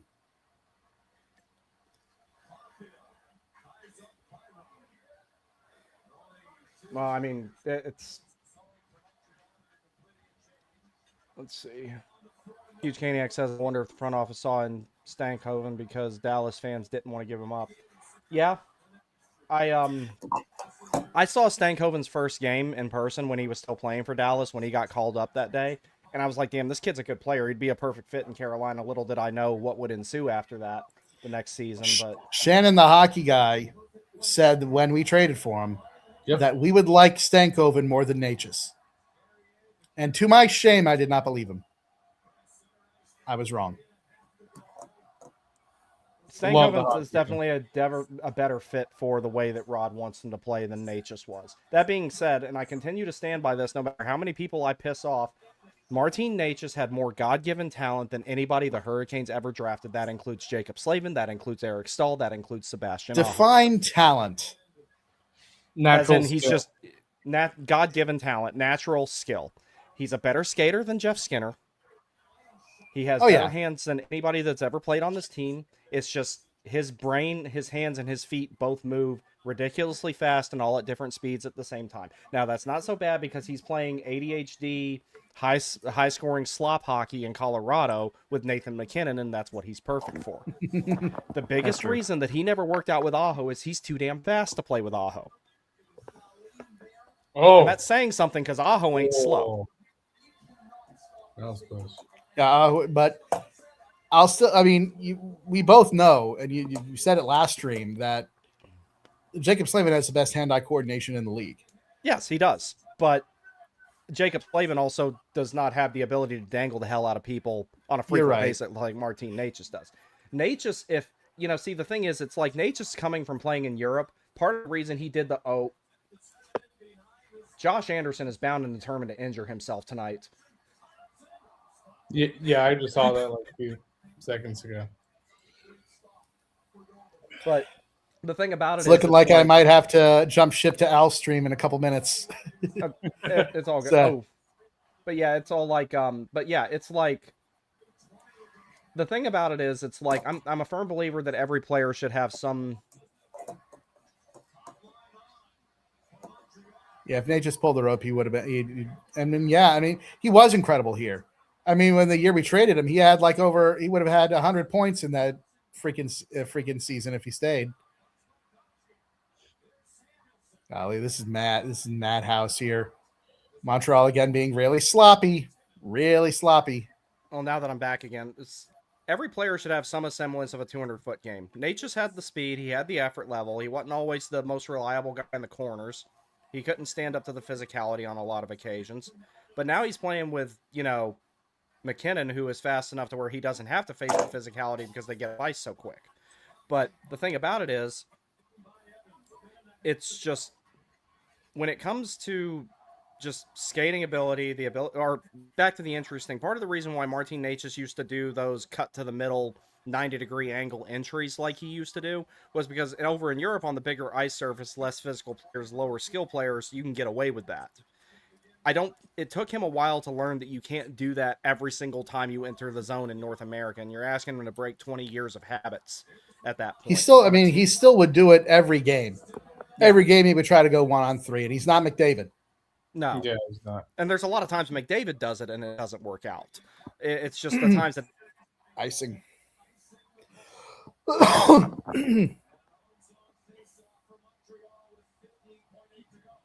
And we lost Brandon again.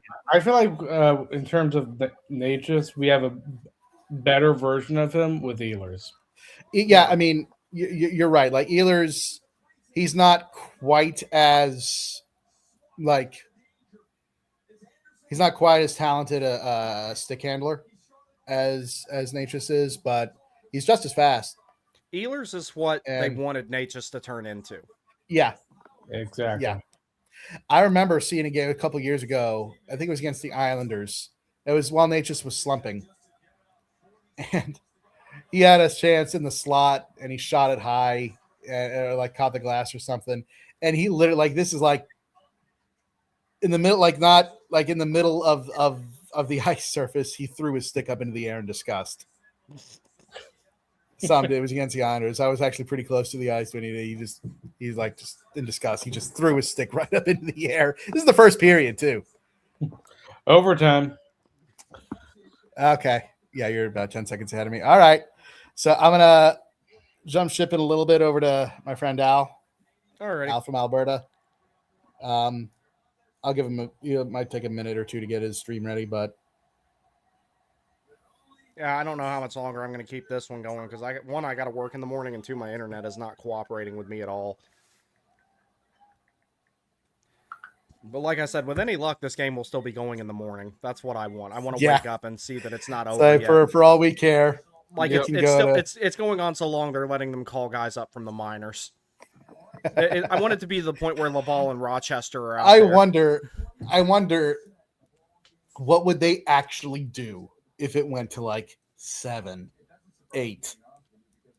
What would the NHL actually do? So there was would one the game players' that I union start to get upset and be like, you know what, we gotta pause for a minute. We gotta let them go to bed and come back at this tomorrow. There was Or- one game in Italy, I believe it was, that set the record for the longest hockey game Ever. professionally ever played, and I think they said it went to 9 overtimes or something like that, and like players were like, it got to the point where both teams were using both their goaltenders, and they were like eating and like downing a bunch of Pedialyte in between periods, like they were actually like, it got to that. I'm gonna look that up real quick. Hold on.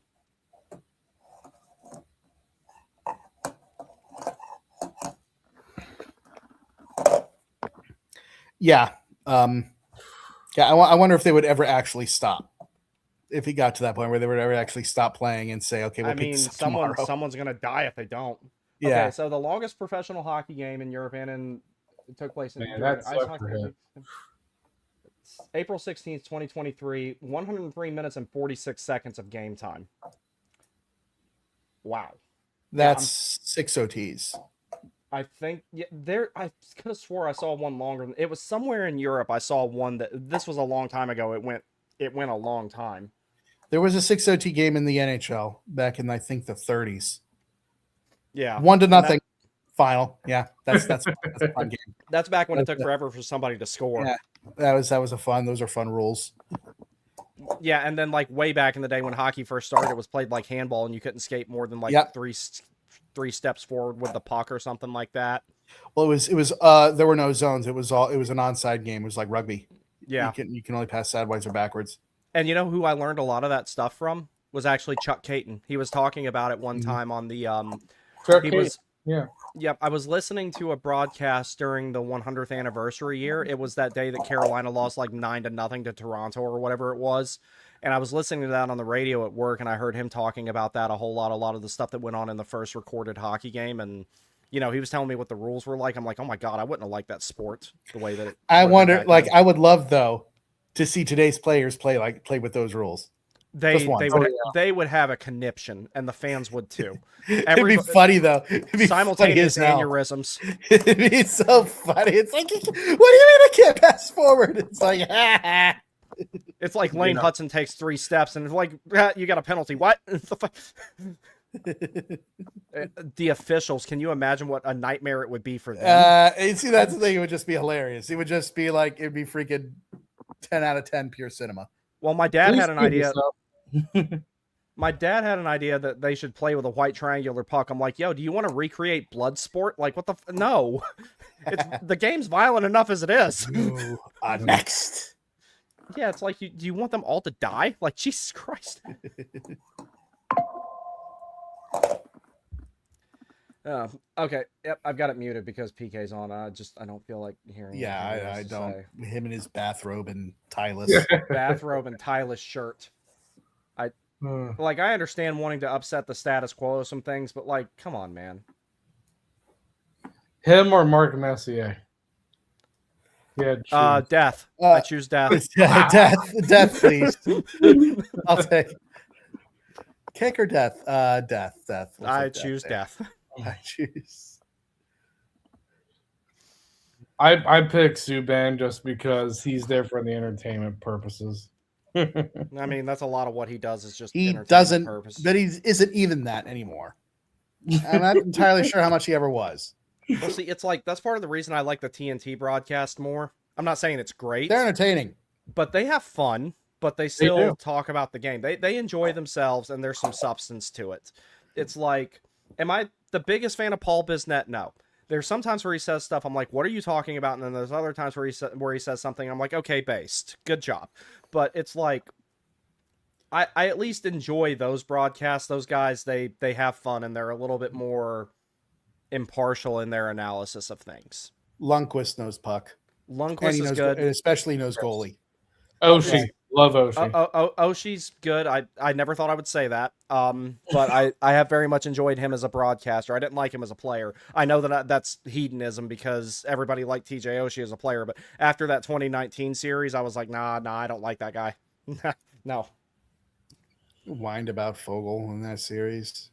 Yeah, well, I mean, it's Something just else to like complain he wasn't about. the hardest guy to push off his skates neither. But he at least admitted that. He said that when they were on doing the Olympic broadcast and he was there with NBC, which that was great nostalgia to hear that music and have the NBC broadcast, no electronic board ads, none of that slop. But it's like he said, well, I had the hands, I didn't have the feet. I'm like, you know what? At least he acknowledges it. Now he still skates better than 99.9% of people who have walked Earth, but Or skated. by NHL standards, he was not a great skater. Yeah. And he got hurt in that series too back in 2018, which I pissed remember lots of Washington fans off. people trying to start fights with me outside of bagel shops over that because I lived there then. And I'm like, I didn't have anything to do with it. I didn't tell Fogle to go out there and hurt the guy. Not saying that I would, but All right, y'all. I'm gonna head out. All right, brother. Join my friend on his stream. Watch Playback there, I guess, if you like on your own time. But he likes to do this. We streamed the overtime of Canada USA, and if you ever want to look on his stream, his name is Alan Rule, RUHL. He's on YouTube. If you ever want to take a gander at that and watch me lose my ever loving mind at that USA stream, it was a riot. But y'all take care. Thanks for having me on. Thank you for joining us. Peace.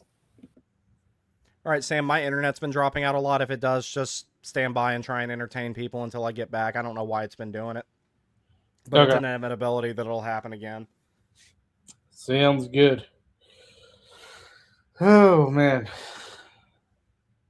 I'm telling you, it feels like it's been like 5 years since the Hurricanes played. It does. It's like...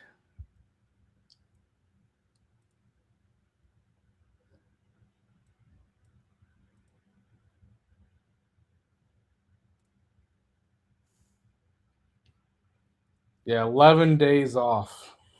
Yeah, and at the rate that this game is going, they might get a 13th or something. I hope not. Well, I want there to be very little rest between this game and the first game, whoever we play against. Yeah, I still think Montreal is going to win. Like, when it comes to... If it ends quick, it's Montreal. If it drags out, I think Buffalo wins. If it becomes a late night war of attrition or an early morning war of attrition, I think it's going to be Buffalo. But as far as like a team I expect to make a risky play on a quick transition and score, Montreal is going to do that before Buffalo does. Oh, yeah. Montreal has the better high-end talent than They do. Buffalo, but Buffalo has better depth. So here's what I think if Carolina plays Montreal, and I want to get your opinion on it because I've been saying it for a few days, or longer than that. I've been saying it since January, basically. I think Carolina's formula to beat Montreal in the playoffs is back off the 2-1-2 style forecheck and go to more of a 1-2-2. Let them exit their zone and then suffocate them in the neutral zone. Don't try and beat them in their own end, because especially if Hudson's on the ice, because you're not going to do it. You might as well have 5 sticks and 5 guys in the neutral zone to take away passing options and take away like that open ice, as opposed to trying to shut them down in their own end. That's what I think. It could happen, but at the same time, I could see Brendan Moore just being like, you know what? Let's just continue what we're doing because it's working. Yeah, no, I can see that too. I mean, if they have to make adjustments, as long as they recognize it early and do it, I'm fine with it. Yeah. To me, the only player I'm a little bit concerned about for Montreal is Dobesh, but he's looked very shaky. Yeah, he looks human now. He didn't look human whenever Carolina played against him the other times. Yep. Yeah, I'll do 1 overtime period. But I have don't think I'm to work tomorrow too. Yeah, so. like I gotta work. It's like the last time I stayed up for 4 overtimes. Well, we know what happened. Until this day, that's burned in my head how tired I was. I drank 2 energy drinks the next day. I ate just horrible food, just trying to get through the day. And I came home, I walked the dog, and I passed out. That was that. That was my very first live stream. Was that game? Ooh. Yeah. Damn. And I will admit, when it got to 4 overtimes, I was like, okay, I don't care who wins. Can someone just get this over with so I can sleep? 14 seconds away from it going to a 5th overtime, and then Burns made that boneheaded pass up the boards and hung Slavin out to dry. Yep. Oh, that's right. This Friday comes out the Mandalorian movie. I couldn't be less interested. Like, I just, as far as I'm concerned, Disney Star Wars outside of Rogue One does not exist. I think the Mandalorian's good. My headcanon ended when Luke had his scene at the end of season 2, and I never watched it again. And I'm glad that I didn't, because, like, I don't know, everyone was like, oh, Book of Boba Fett's good, Andor's good, and I just have no desire to watch any of it. You know, it's like I Book of Boba Fett. I struggled watching that. Yeah, when I saw the stuff about having like the millennial biker gang in it or whatever it was, I was kind of like, yeah, I'm out. I'm good. I'm not gonna watch that. That, you know, it's like when the dude spins around and then blasts that one guy, and I'm kind of like, bro, that was so unnecessary. You're 360 no scoping guys, and no, come on, we don't need all that. Just tell a good story. And Tamora Morrison even said that, like, you know, the director was basically telling him to go F himself because he was saying, hey, Boba Fett has too many lines because he doesn't talk much. And he knows that character pretty well. He's played him twice effectively. So, I don't know. I couldn't do anything with that. It's just... And I watched the Obi-Wan series. I didn't like that either.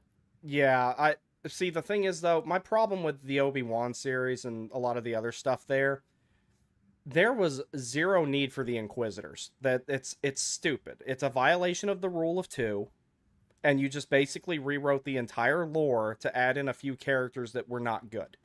Like, when I was playing Jedi Fallen Order and I saw one of them show up, I was like, I hope I get to kill this one at least, because this is just stupid. I just never liked it. It's just, it just kind of takes away from the lore. And at this point, like, why have so many people survived Order 66? You're acting like that there's Jedi all over the place. I thought the whole point of that was that 99% of them got wiped out in the Purge. Yeah. So the thing is, like, with the Inquisitors, like, they've been in other Star Wars media, and I thought they handled them a lot better than they did in the Obi-Wan series. Like, they just thrusted them in out of nowhere, basically. See, like, You already had something to use, though. You could have used the Emperor's Royal Guard instead of the Inquisitors, and it would have been better. I think. I legitimately believe that. I know that they're just supposed to be his guard that protects him, but at the same time, it's kind of like... I don't know, man. I feel like Disney's just... They're creatively bankrupt. So I just couldn't do it. Darth Maul is excellent, though. It is. It is. Yes. I hate they canceled the video game that they had planned for him. Because that one was going to have to get an M rating. It was supposed to be gruesome. Mm. All right. Overtime's about to start here. I mean, it's already going to be controversial because of that first goal that Philip Deneau scored. The kicking motion or not kicking motion, depending on who you ask. That Darlene goal was absolutely sick, though. Oh, it was. Now, Darlene is, I think, like, throughout like this playoff series, I think Darlene's the best defenseman on both teams. And Carolina doesn't have an equivalent to him or Hudson. The closest thing you have is maybe Nikishin, but he's not there yet. That's a ways off. It is, but I think like defensively, we do have players that are better though. Like absolutely. Like better. As far as the overall structure of defense, Carolina's better. But as far as like having a top end puck mover, like don't really have one, especially with Gostisbehere not really producing at the moment. I was about to mention Ghost, but at the same time, like he's been a ghost. Yeah, a little bit. Speaking of Ghost, another thing that kind of turned me off to Disney Star Wars, I watched about 15 minutes of Rebels and I was like, I can't do this. I just couldn't hang with that. I know that I wasn't the target audience of it, but still, I was just like, no. Clone Wars was infinitely better. I like the story of Rebels, but the visuals was just so weird. Yeah. Clone Wars, I was like, I can see. I started watching Clone Wars late, and I was like, I'm not watching a kid show. They're like, it's not a kid show, and then I watched it. And I'm like, it is not a kid show. Oh. What time are you at? 1927. Okay, I'm a little bit ahead of you. So I'm going to pause it. Let me know when you're at 1917. Now. Got it. Oh, and while I got a second, your Snoke theory sucks, does nothing with Snoke. Snoke was the Temu version of the Emperor until they brought back the actual Emperor with no explanation whatsoever. I have died before. You got thrown down a reactor shaft. You're dead. That's I didn't like it's that. Over. I know. Trust me, I am with you on the sequel movies. They suck. Well, apparently they're going to retcon those, which I'm like... I hope so. I don't know how, but... I can't live through another Rey Skywalker incident. And people said the prequels were bad, and I'm like... prequels were a million times better than this. Well, so the biggest thing with the prequels that gained criticism was the acting. It wasn't the story.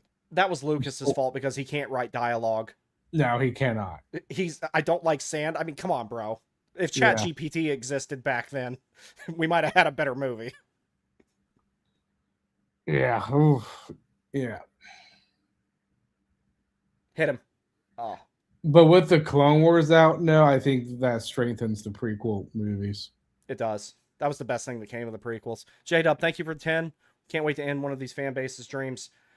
Well, I want Buffalo to die tonight because they're Carolina's sworn enemy, but I don't mind doing the dirty work ourselves if we have to. It'd be interesting, though, to verse Buffalo because it'd be like a rematch. 20 years. Yes. 20-year rematch. That's the only one we're going to get because Edmonton didn't make it past the first round. Yeah, and the huge disadvantage Buffalo has now compared to last year, Ryan Miller. Yeah. They don't have him this time. Nope. UPL nor Lion is anywhere close to what he was. He was a great goalie. I admire Hell, he that. almost won it for Team USA twice. Yeah, you did.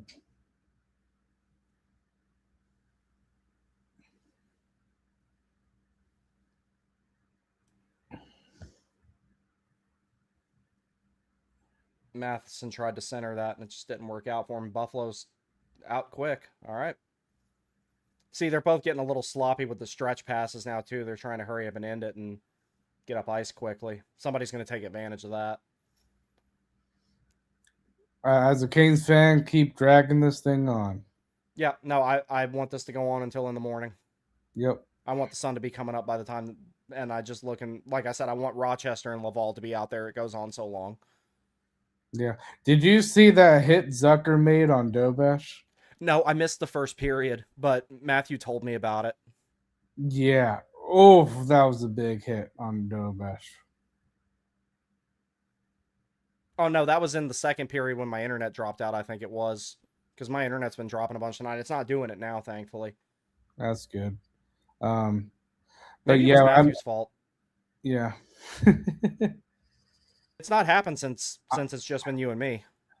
Hey, I'm a good love charm. I agree. Yep. Dylan says, new Darth Maul show that just came out is best Star Wars since Disney came out, and not even close. Okay. Yep, I mean, yep. I might check it out. Mm-hmm.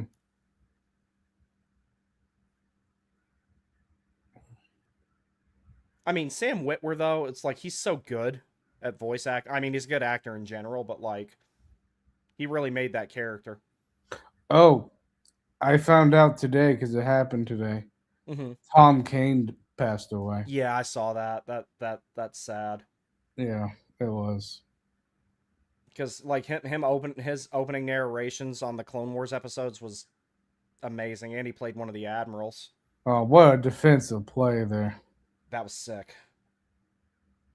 Nothing beats the Miller swipe. Oh, on the breakaway where he got back and left his Yeah. feet, and yeah, that was I told everybody Keandre my Miller was going to be good. Like it's interesting with Miller because I thought he started out really, really good. And then I think by like maybe 30, 40 games into it started to get a little bit messy. And then he went back to playing very, very good. And now he's back and I was playing out of his mind in the playoffs. He adapted a lot faster than I thought he would. Yes. Because I thought it was going to take a season before. He adapted faster than Shea. Yep. And it's like, I remember people being all worried about this. I'm like, they said the same exact stuff about Shea when Carolina got him. They said all the exact same things. And it turns out he's a better player than Shea. Dude, that's a gift. You can't mess that up. Ooh. You know everyone's heart skipped a beat when Dovish looked behind him like that. Oh, yeah. Mm.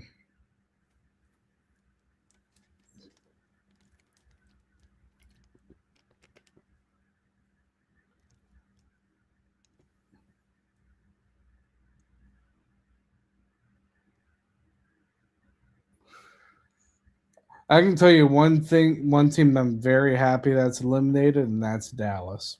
Yeah. I'm so happy. Yeah, Miko Mainly Rantanen because sitting of on the Rantanen. couch. Yeah. That's what's beautiful about it. Well, he can do more Mass Mutual commercials now. So Yep. He can. I mean, it's interesting because like with Dallas, like there's so many players on Dallas that I actually enjoy watching. Like Wyatt Johnson, I love watching him play. No, there's a Well- lot of players on Dallas that I like, but there's a couple that I just can't stand other than Rantanen. Like, I hate Tyler Seguin. I know he's been injured this year, but I've never liked him at all. I've never been the biggest Tyler Seguin guy, but Wyatt Johnson, Jason Robertson, Rope Hintz. Miro Haskinen's probably my favorite guy Yeah. on that team. Yes. Oh my gosh. Like they really do have lots of good He's the players. most balanced elite two-way defenseman that there is. McCarr leans more towards the offensive side, but you know, Miro Heiskanen is like he's like a Swiss Army knife. He does every little thing well. He's a jack of all trades.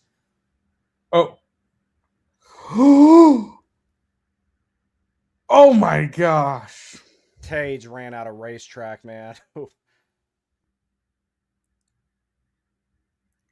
That was Buffalo almost as was bad as that his moment close. that he had in the last game.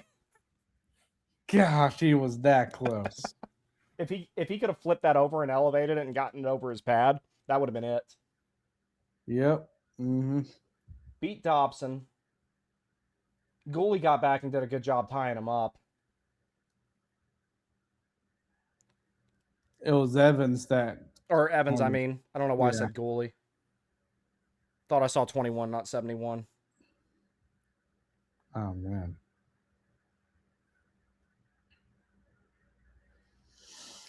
But yeah, it's going to be interesting in the this year's conference finals because, like, I mean, we're not versing a Florida light team, but at the same time, knowing our history in this round, like, in my mind, I'm like, we should win, but my heart is more conflicted than that, you know? Yeah, and the thing about it is Montreal is the most asymmetric team that there is probably in the league to Carolina. That's good. Yeah. Which is why I'm hoping for Buffalo to win. I can't hope for Buffalo to win anything. I don't even want them to win I don't want them to win a stuffed animal at the fair even. I just nothing good for them. It's going to be some fluke BS goal that ends this, I bet. It's gonna be a challenge. Just wait. That's gonna dictate this. Yeah, all the confetti's going to drop or whatever. Well, no, it wouldn't Yeah. be confetti since it's not the conference finals, but Oh man. I mean, Buffalo's back to playing, I think, the better hockey than Montreal. they're right playing now. better right now, yeah. But like I said, if it's over quick, it's Montreal. But every second this ticks on, the likeliness of Buffalo winning goes up. Yep. The longer this goes on, the better. You might have a little bit of a reset if it goes to a second overtime, but like the later it gets in a period and the later it gets in however many overtime periods you have, the more it favors Buffalo because they're just built to play that type of way a little bit more than Montreal is. The other thing is Montreal is really good at selling out and blocking shots, but that's going to take its toll after a while against Carolina because of how much they shoot the puck. Then just Montreal is very messy in their transition game. Yeah, and see, that's what's funny because that's something they're incredibly good at, especially with their top six, which is what I'm most afraid of other than Dobish, as far as if they played Carolina. See, like that exit there was sloppy, and that's going to be an icing. Yep. Montreal's going to put the Suzuki line out there for every offensive zone faceoff that they can. I bet you that's who's going. No, they're staying on the bench. I will admit, Martin St. Louis done a great job. He has. And he's a little bit more recently removed from the game than Brind'Amour is, so like you can see the differences in their coaching philosophy in a lot of ways because of that. But he was, Brind'Amour, it's like he had the athleticism and the physicality and, enough size and everything. Mm-hmm. St. Louis was all hockey IQ because he had to be because he was, because he's small. But Yep. you can see like the differences in like how they coach their teams. That's almost like a parallel to how they played. And, there's no wrong way. Like, they were both great players. One of them is in the Hall of Fame, and one of them should be in the Hall of Fame. Yes. But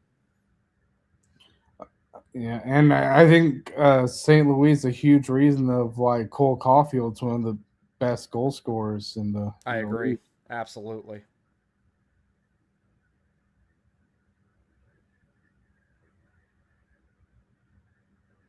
It also amazes me, too, that Vegas once had Nick Suzuki and they traded him. Yeah. Montreal. Montreal's getting some pressure going here on the forecheck. They are. Yes, Connor Timmons, put that in your own net. Damn, that would have been funnier than hell. That would have been funny. And that's another icing. Nope, they waved it off. Oh, they waved it. The high official had his arm up, and then the low linesman washed it out. That's a break for Buffalo. Yeah, I thought that should have been icing. I guess they were saying it didn't get there fast enough. Oh, Buffalo goalie got hit.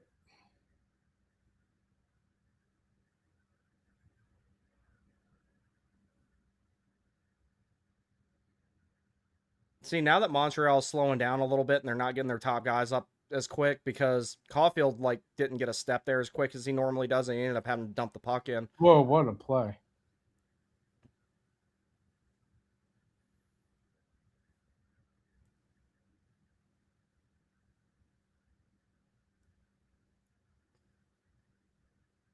Yeah, you can't spell Demidov without mid. You don't like Demidov? Nah, not dislike it. There's only one player on Montreal I don't like, and that's Slavkovsky. I can't stand him. I don't know why, I just don't like him.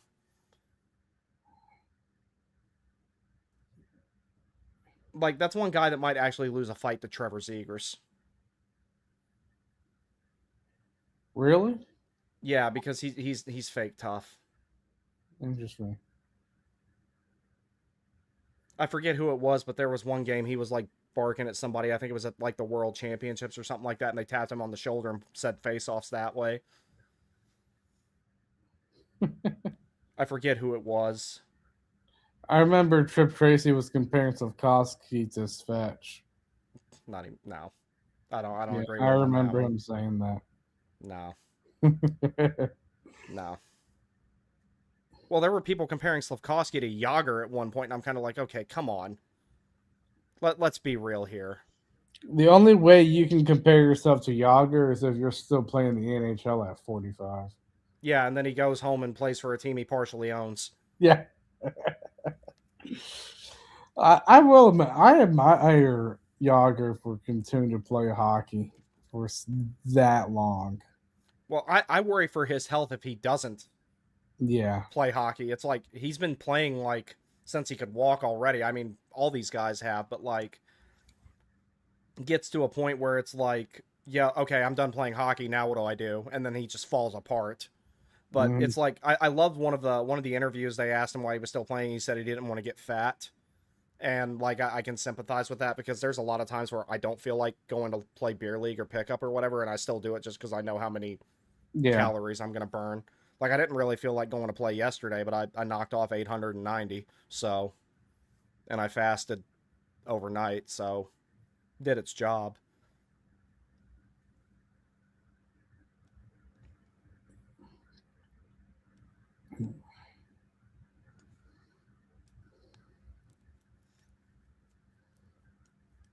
No, they're doing the scrape. Yeah.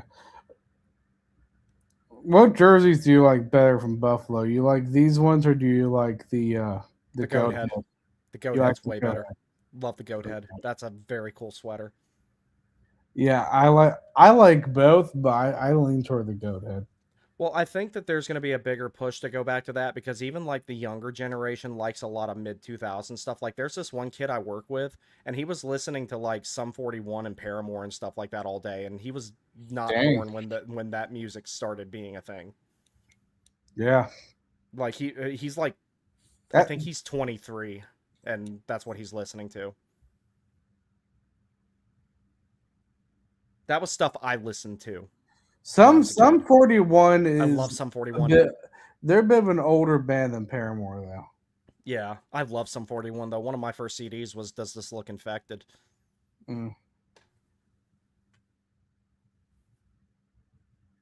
Let's see that one, From Under the Cork Tree.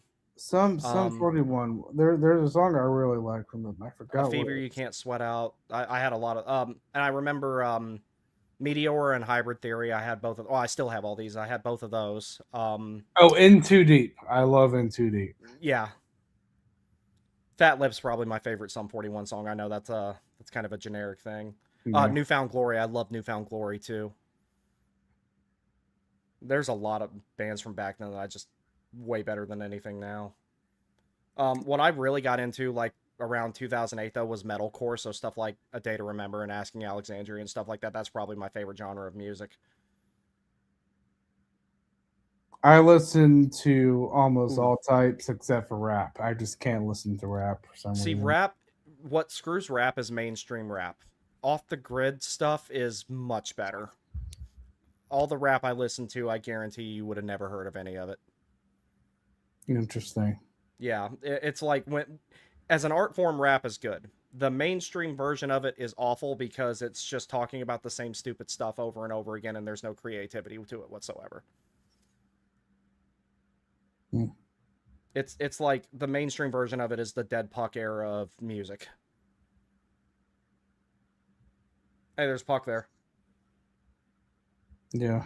But I mean, I love listening to country. Oh! New Hook. Montreal won it. And they won it in the way that you imagine they would with a snipe. Wow. Matthew and I both said that Montreal would win in 7. What a shot. All right, time for the challenge. I'm kidding. There's nothing to challenge there. It wasn't close to offside or anything. Fuck you, Buffalo. Oh, yeah. Lukanen's pissed. He just threw his helmet. Yeah, I saw him throw his mask down the tunnel. Bye. Have a good time. I'm not cheering for our blood enemies. I don't care if Carolina would have a better chance beating them. Well, damn. All right, now we know. It's going to be Montreal. I want to see that goal again. There we go. All righty. See, that's what I'm saying. Montreal gets up ice so quickly. Jake Evans did a good job driving the front of the net there, so Newhook could take that shot. Lukanen should have had that goal, man. Yeah, he knows it too. Oh, he should have had that. That's bad. That's real bad. Oof. That's worse than it went off Darlene. Oh. It deflected.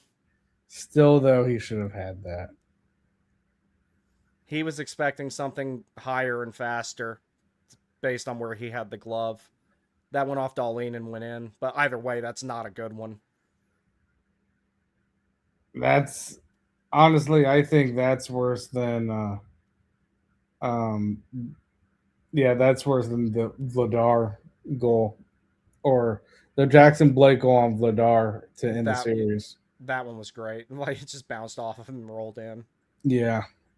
Like, not 5 seconds after that goal was scored, I don't think Jackson Blake finished his celly before I fell asleep. I was just so tired that day.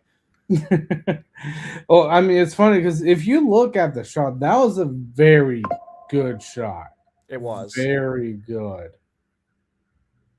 See, like, one of my complaints about Jackson Blake is always that he didn't shoot the puck, and that's not been a problem lately.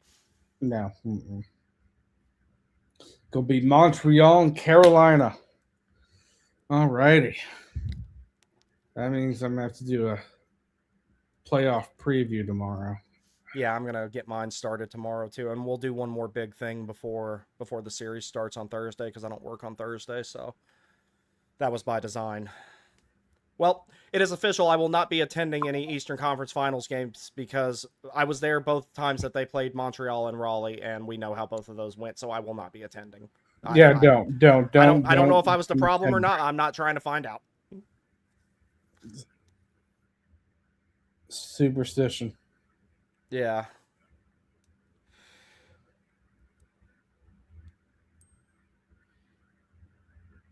Gosh, I just hope.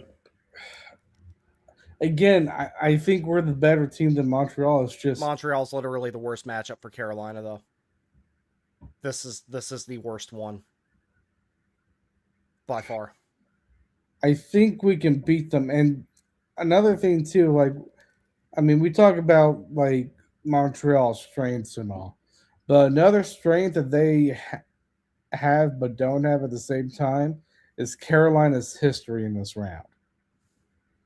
If Carolina like has those losses or elimination games in the previous series before, that could be very bad for them.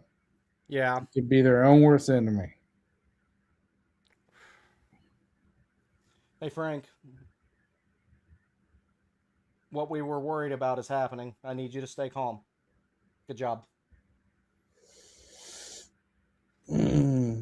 Although here's the thing, if I was a Buffalo fan, I mean, even though I'd probably be devastated because it's overtime game 7. At least they At the finally same broke their drought. time, at the same time, I'm happy because they ended the drought.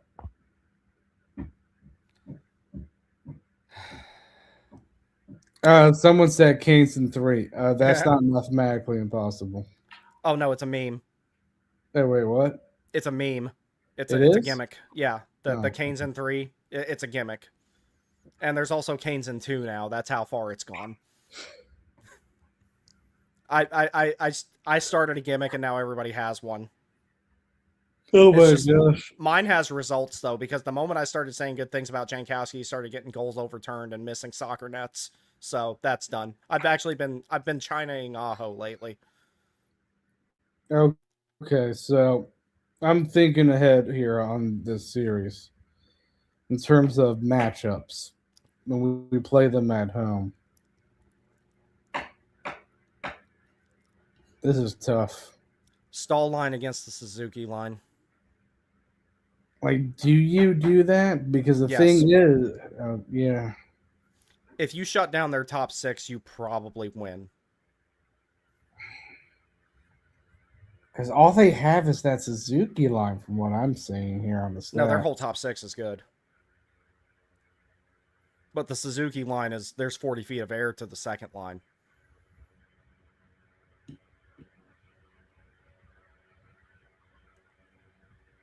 Yeah, I mean, you do have Demidov with Evans and Newhook, and Newhook's been playing fantastic. I.e. what he just did there.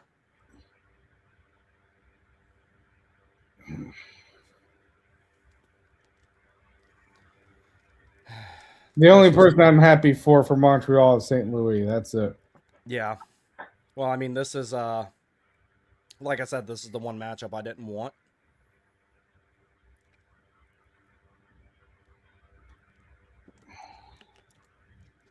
But And now it's like it's kind of setting in now that I'm like really thinking about, okay, we don't need to have these scrubs on anymore. Let me turn this off. Okay, there we go. All right. and I don't want to hear any excuse about rust. No, Yeah. they proved last round that they can play after a long layoff because they came out swinging. And they played well in game 2 as well in that series against Philadelphia. It's just Philadelphia stepped it up in game 2. They were playing better because they made the lineup changes and it had the desired effect at first. But they scored 2 goals in 39 seconds or whatever it was, and then they didn't score again until game 3.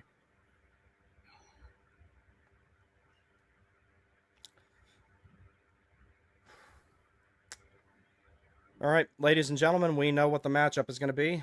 Let us know what you think in the let us know what you think in the comments. But I will say this: it doesn't matter how it goes in the conference finals. They've already got their pre-planned narratives ready. They're going to say that Carolina was frauds and they had an easy path, even though they're about to play literally the worst team they can play. This is literally the worst matchup for Carolina. So it's. I mean, I don't know. Do you want to play the Stall line against the Evans line? You might get more of a net positive that way, but like I'm also like priority one's got to be shutting down the Suzuki line. So maybe you can have the Aho line play against them because like they've not been scoring much, but they've been fine defensively. Yeah. I think they only have 2 5-on-5 goals against in 8 games. That's enough. Yeah. What's going to be interesting is when we play at their place, like at some point they're going to have to. Like, they're going to look at that stink oven line and be like, you know what? We might need to use our top guys against the stink oven line, which could open up the Aho line. Yeah. Well, I mean, it's tough to think about. But the thing about it, it's like the first line has played so good defensively, you could maybe just try to nullify everything and put them up against the Suzuki line, and then it becomes our second versus their second. You know, Carolina's third versus their third, and you know the fourth line. That's not even close. Like Carolina's got a huge advantage there with Carrier, Jankowski, and Robinson. So it's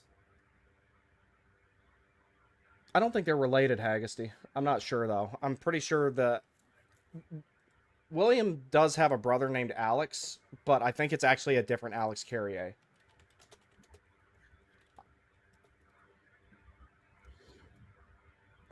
Wait, are they actually like brothers? No, they're not related. But No. William does have a brother named Alex. It's just not the Alex Carrier that plays for Montreal. Oh. Yeah. Hmm. Yeah, that's the whole thing about it. They do have two particularly physical defensemen on Montreal that are going to be problematic for Carolina, and that's Jack High and Matheson. Matheson's a really good player. I really like him. There's a lot more to his game than just being a physical shutdown guy. There's some play driving ability there and everything like that. I mean, I think that if you nullify first lines, Carolina wins that series on depth scoring. Like, if you're talking, if it becomes a goals by committee thing, Carolina wins. If it becomes a whose top line can outscore the other top line, Montreal wins. Goaltending, I would say, is kind of close at the moment, just because Dobish has shown that he can get on hot streaks against high shot volumes. He did it to Carolina 3 times. I believe he played all 3 games. I know he played the 2 that I was there for in Raleigh.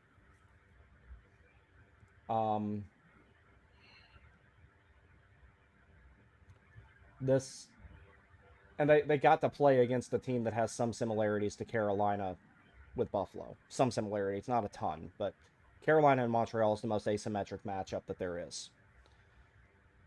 It's going to be a fun series, but I think it's foolish to say Carolina's going to perform another sweep.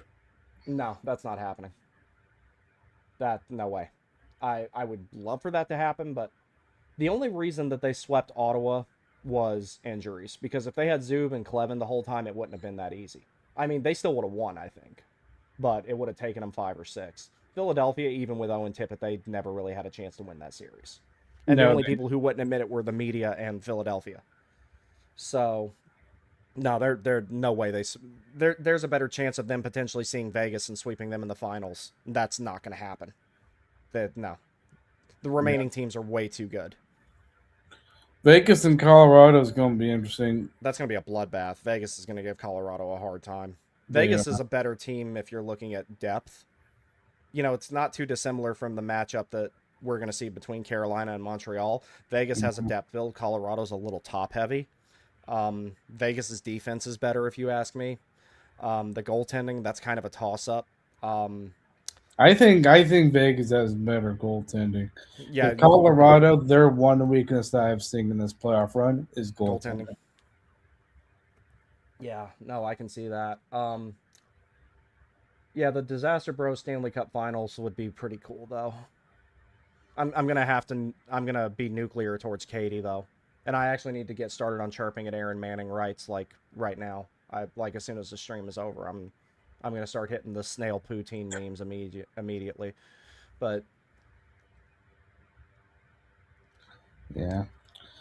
Alrighty, well, I'm gonna have to go to sleep here because I have to work in the morning. Yeah, I'm gonna do the same thing. I'm ready to call it a night, because I wasn't gonna stay on here if it went more than 1 overtime anyway. So, but now we know. Yeah, we do know. I'm happy the game finished in the first overtime. I am. Yeah. I'm happy, but not happy. I'm a little bit worried just because Montreal can make leads evaporate too, and Carolina's a team that is built to play with the lead. So that's the other thing I'm a little worried about. And yeah. Alrighty. Well, see ya, Brandon. all right, brother. Thank you for joining me. I appreciate it. Yeah, no problem.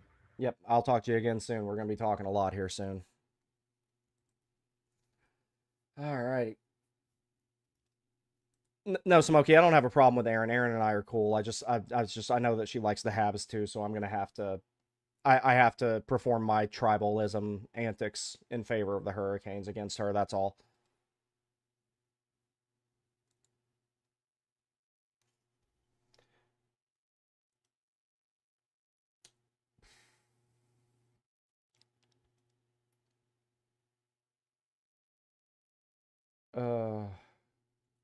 Plus, Aaron and I are like the two founding members of the Jesperi Kotkaniemi Defense Pact. Hmm.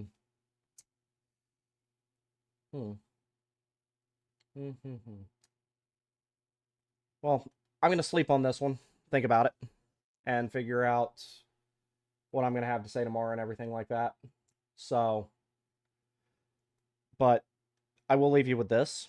This is literally the worst matchup for Carolina. If they win this series, the media will have their talk about Carolina having an easy path to the Cup final and all this other stuff about how fraudulent they are and all this other stuff. I'm not buying any of that. I'm not buying none of it. Because this is literally the worst team for Carolina to play against. This is going to be a rough series, so pull your harnesses really tight. It's gonna be one. So let me go back through here, look at some. Oh wow, damn, there were a lot of comments here. I didn't even notice all this. But yeah, no, Haggerty, that is the weird thing about it. William Carrier has a brother named Alex Carrier, but it is not the Alex Carrier that plays for the Canadians. And yes, they both have the same agent, which is funny. But yeah, they're actually not related.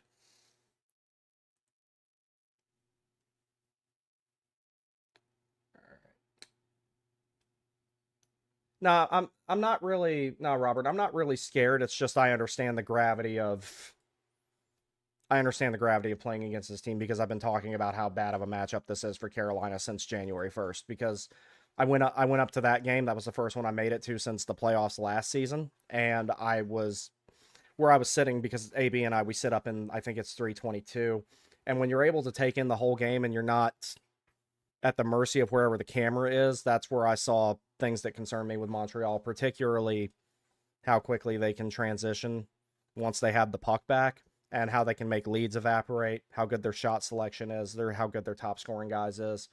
So yeah, it's not going to be easy. I really don't think that. I'm glad you guys are confident. I'm confident that the Canes can get it done, but this one's going to be hard. This one is going to be difficult. So all right, everybody. Well, I'm gonna call it a night. Very happy that Buffalo will be burning, but the bad side or the downside of that is that Carolina's going to play a very difficult series here. So, it has been fun. I will see you all again soon. Probably as soon as tomorrow night when I do the series forecast. I will see y'all later.